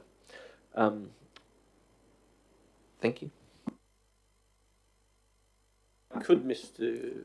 CEO, can I just seek clarification, I guess, on the origins of the change from the policy to the procedure, which is, if I'm interpreted Councillor Hutton correctly, would be interesting to know. It might not respond directly, Mr. Chairman, to Councillor Hutton's point, but if I went back to an earlier point in the meeting where we talked about our policy review process, and I certainly am encouraging staff to take the opportunity wherever possible, that if there is a superior model or there is a government agency that is providing recommended policies and procedures that we can embrace and adopt, and therefore reduce the workload on the amount that we do to customise our own, and we're comfortable with that, then we should take those opportunities wherever we can.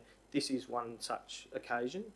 I understand the hesitation or reservation about the apparent diminishing of the role of the council in playing this, but we haven't, if there was an intention to take councillor fingerprints off this, we wouldn't have reported it to you today. So we are still asking, whilst the terminology is different, and I take Councillor Hutton's point about the optics of the change from policy to procedure, but the implication is still the same insofar as our intention is always for the council to adopt this mechanism and have ultimate oversight of this framework, even though the statute prescribes that the CEO has that authority. I may. So do you see a strengthening of the public interest disclosure by virtue of having a policy or by a procedure? If, in layman's terms, if someone was looking from the outside in, would you be advising them? We use the term procedure simply because that's what's nominated in the statute and by the Queensland Ombudsman, so we just act consistently with that. For all intents and purposes, having the council adopt it, having the CEO, what would you say, surrender his delegation to do this and ask the council to adopt these things, in effect it is policy. If you wanted to change the terminology to make it policy, that wouldn't be, I don't imagine the Queensland Ombudsman would prohibit us from doing that.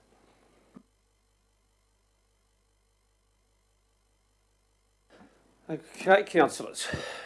Is there any further speakers? 4. What are we up to? 4, are we? I will speak for it, Mr Deputy Mayor. To some extent, I guess I see it as an exercise in semantics when we sort of talk about procedure or policy. The important thing is we've got something there that protects whistleblowers, people that are putting themselves out there and revealing not only revealing something that they might be afraid to reveal, but also we need to make sure that there's something in our policies or procedures that gives them the protections that they should have. And I've got no problem with this. And I ask that the council table support it. I think it is an important step in the right direction. It was a continued step to exactly what we were doing. It's just under a different name. Anyone speaking against? Nope. Okay. Anyone speaking for? Yes, Mr. Chairman. Going back, I think it was at the last meeting or the one before, I asked the very question that Councillor Hutton asked. Is it procedure, policy? Why are we changing the rules if it's working now? And we were told that the Ombudsman had recommended. And as the CEO rightly says, he's got the ultimate overview of what goes on, and in accordance with the Ombudsman's wishes, and no doubt he is directly accountable to the Parliament. So if they're the words we are to use, I guess they're the words we're to go with. But I did have the same concerns, because the inference of a word can make all the difference if you're trying to get a message across. And depending on the forum that you're in, it could have devastating effects. So it's important that we do get the word right. And if down the track the state decides to change the definition of those words, then we look at it again. But we need to be aware of it, because that's what the government has an intention to do from time to time. Just change the definition. It just nullifies everything. So we've just got to be prepared for anything like that. Thank you, councillors. I'll speak for the resolution, only very briefly just to say that I was encouraged to see councillors included in as nominated persons, that any person within the organisation could come to a councillor should they feel that they wanted to disclose to them.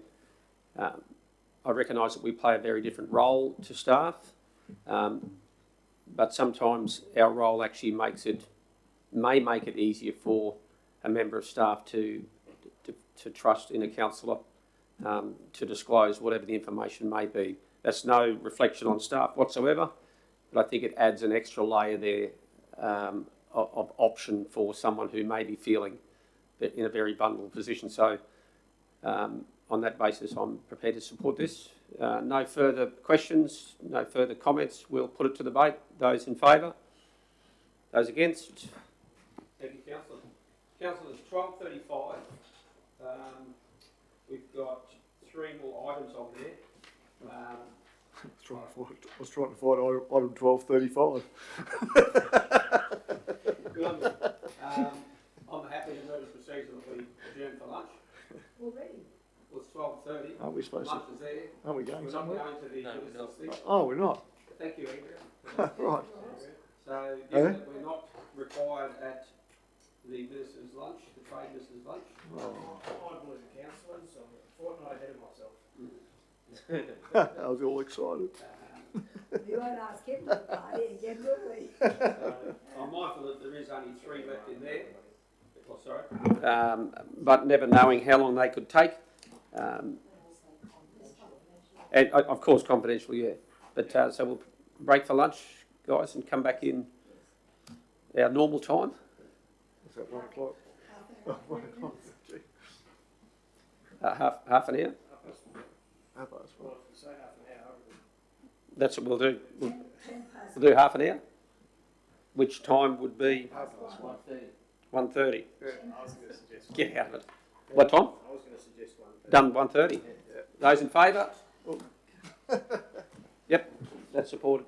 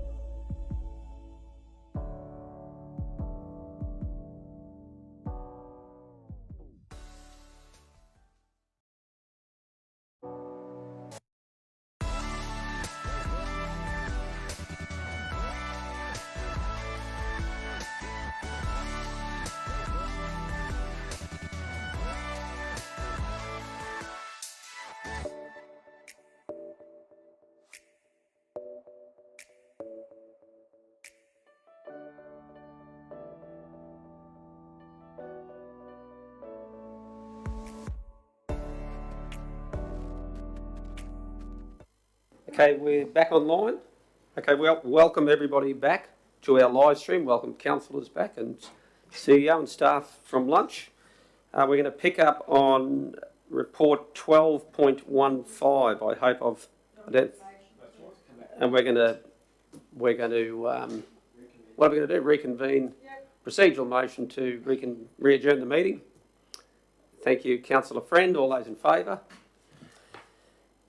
Mr Deakin is going to lead us on 12.15, Policy Review, Retail Water and Sewerage Service Provider, Management Functions Policy Version 2. Thanks very much, Acting Mayor. Hello, councillors. Yeah, so this is part of the ongoing policy review we've been doing. We've already brought through to you the updated policy at least once.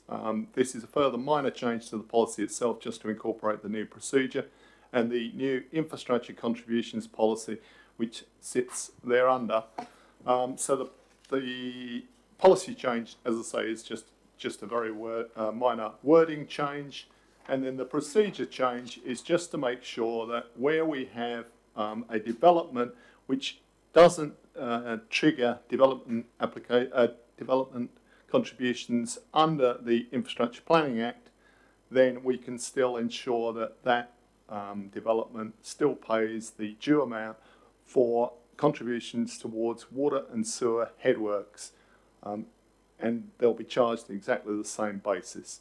So the things that could trigger that contribution would be private works agreement, operational works, or indeed approval for a licensed plumber to undertake works under council supervision. So, for instance, if I was fitting, an extra, an extra bedroom with an ensuite shower, then it might actually trigger an additional contribution.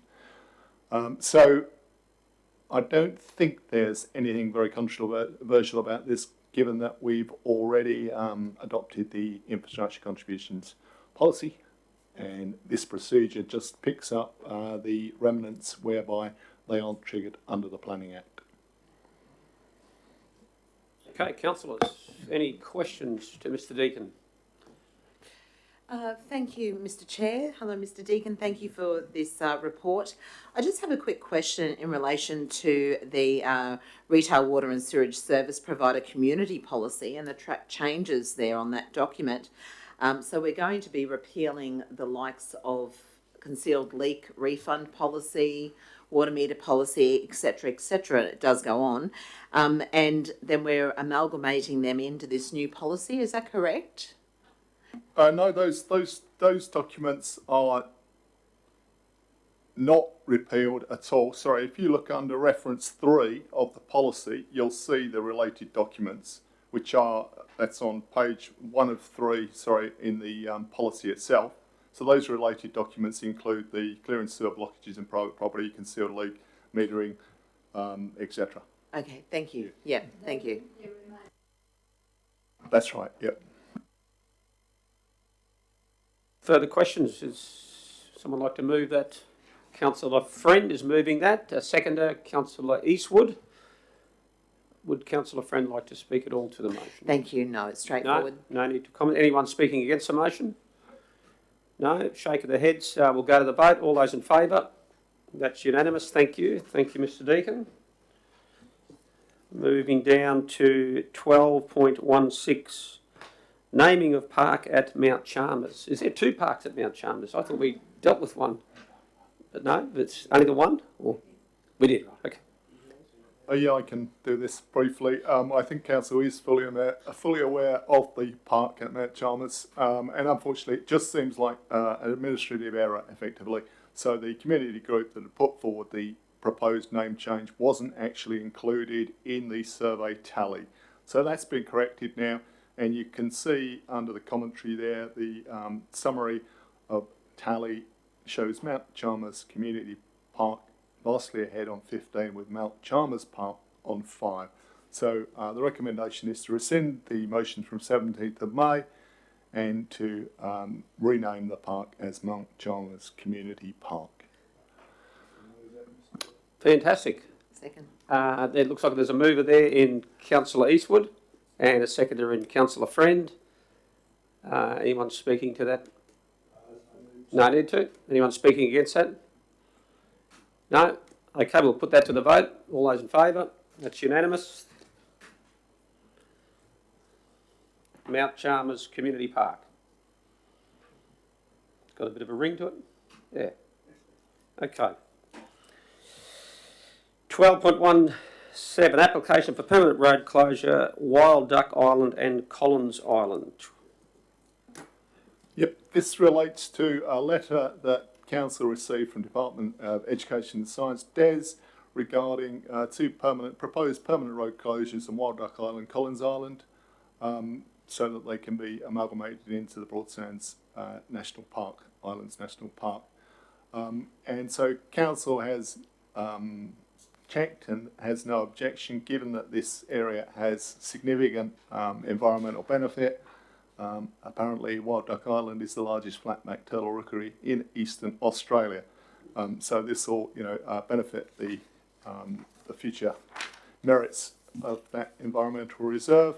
It's probably worth noting that DES have confirmed in their letter that Queensland Parks and Wildlife Service will pay the contributions, make the application, and also carry out any necessary public notification and consultation required in relation to these closures.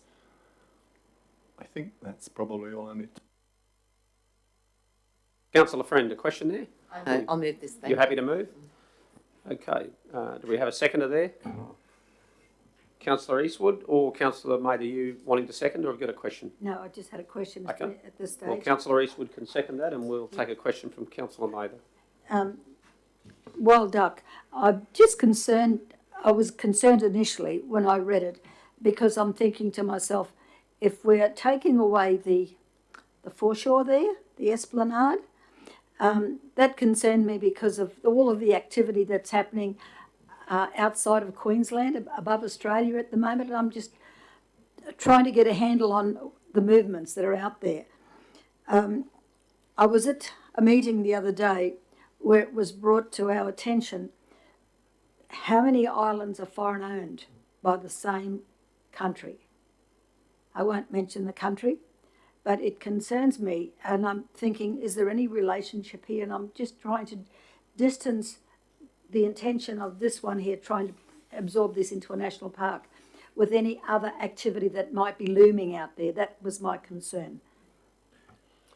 Well, if there's any additional information that we haven't yet been provided, that would be great.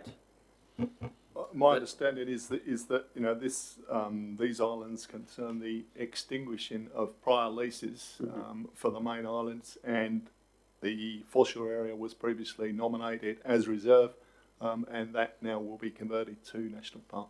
National park, so it's all under the state government. Nice. That makes me feel better. Yeah, thank you. Good, thank you, Councillor Mather. No further commentary on councillors. We'll put that to the vote. I should say. Those in favour? That's unanimous.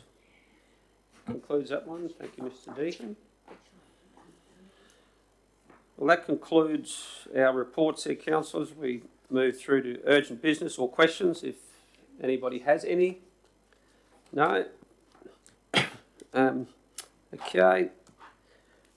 We're going to move into closed session. If I can get someone to move, we go into closed session to deal with the items nominated in the confidential report. Looks like Councillor Friend seconded. Do we need a seconder for that one or not? Yeah. We do, don't we? Seconded Councillor Mather. Those in favour? Those against? We have to disclose what we're going to discuss. I did say that the three reports there, the three items of the report, recycled water, to do with Emu Park Golf Club, property transaction, and the Gateway Business and Industry Park, and they're all in the report. So. Thank you.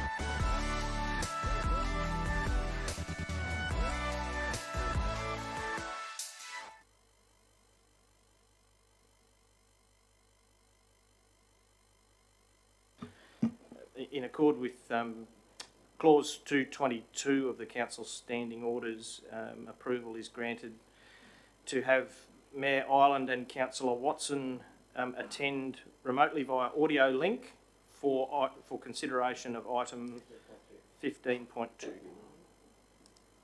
Okay, we've got it. So let's just move it.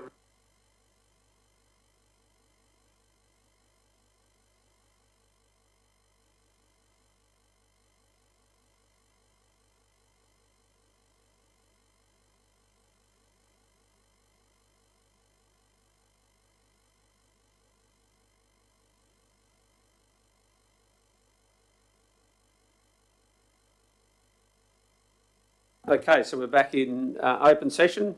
Welcome to the online viewers that may have rejoined with us after a fairly lengthy in-closed session.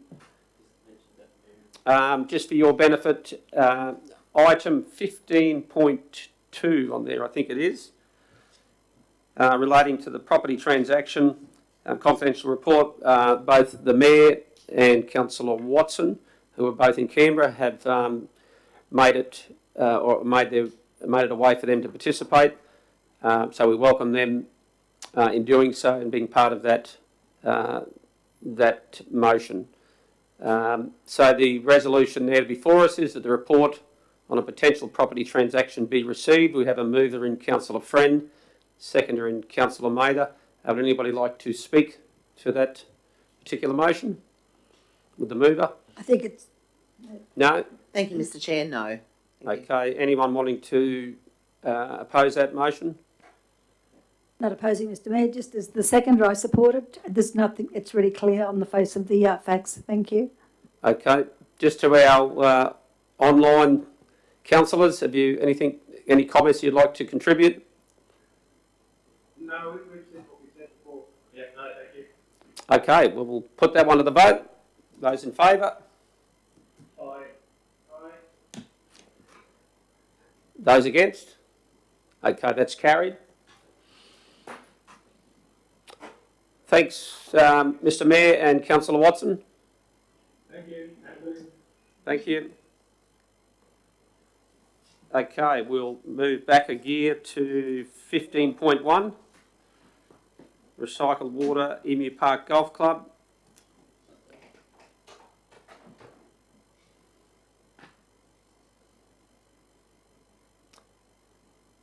We have the recommendation there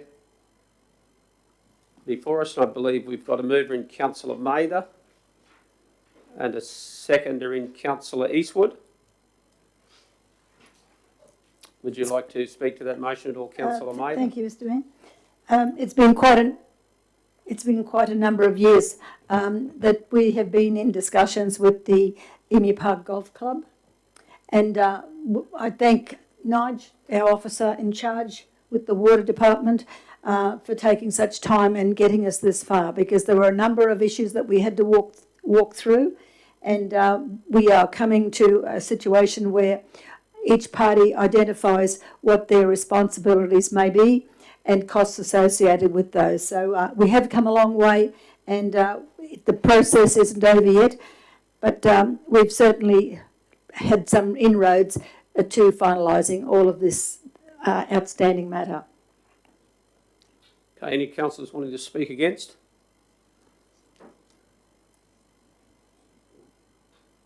No one speaking against? Okay.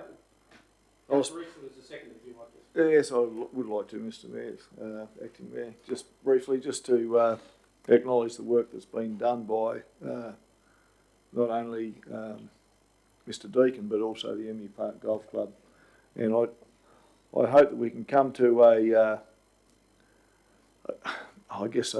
great understanding and resolution between the two parties to something that's going to be good for all, and just particularly for the Emu Park Golf Club, which we do. And I just want to acknowledge that they are an important club within the Shire, and we do acknowledge that. And we just hope that we can get everything going. Everything's going in the right direction, that we can get it all working for both council and the club. And I just ask that councillors support this resolution. Okay, just one more time. Anyone want to speak against? No, we'll put that to the vote. All those in favour? That's carried unanimously. I believe finally that takes us to 15.3, which is, if I put that correct, 15.3, the Gateway Business and Industry Park. We have a recommendation there, two-part recommendation, and I believe Councillor Hutton was moving that with Councillor Friend to second. Councillor Hutton, did you want to say anything there? No? Councillor Friend? No? Anyone want to speak against that motion? No? No, just to say, Mr. Mayor, that thank the officers for getting us this far, because it looks like we've got some excitement ahead of us, and just to thank the office for their diligence and their perseverance in bringing it this far. Thank you. Great, thank you, Councillor Mayer. I'd like to report that back to the other officers involved. Thank you. Sure. Okay, no further speakers. Councillor Hutton doesn't want to wrap up? No? Then we'll put that to the vote. All those in favour? Okay, that was unanimous as well. Thank you, Justine. I believe that concludes our meeting today. Thank you to those viewing on live stream. Thank you, councillors and CEO and staff. And before you close the meeting, Mr. Mayor, before you actually close the meeting, Mr. Mayor, I'd like to congratulate you on the way you've conducted the meeting. Oh, thank you. I think you've done a very good job. Thank you. And to Justine too, who obviously keeps us all on track. Thank you, members.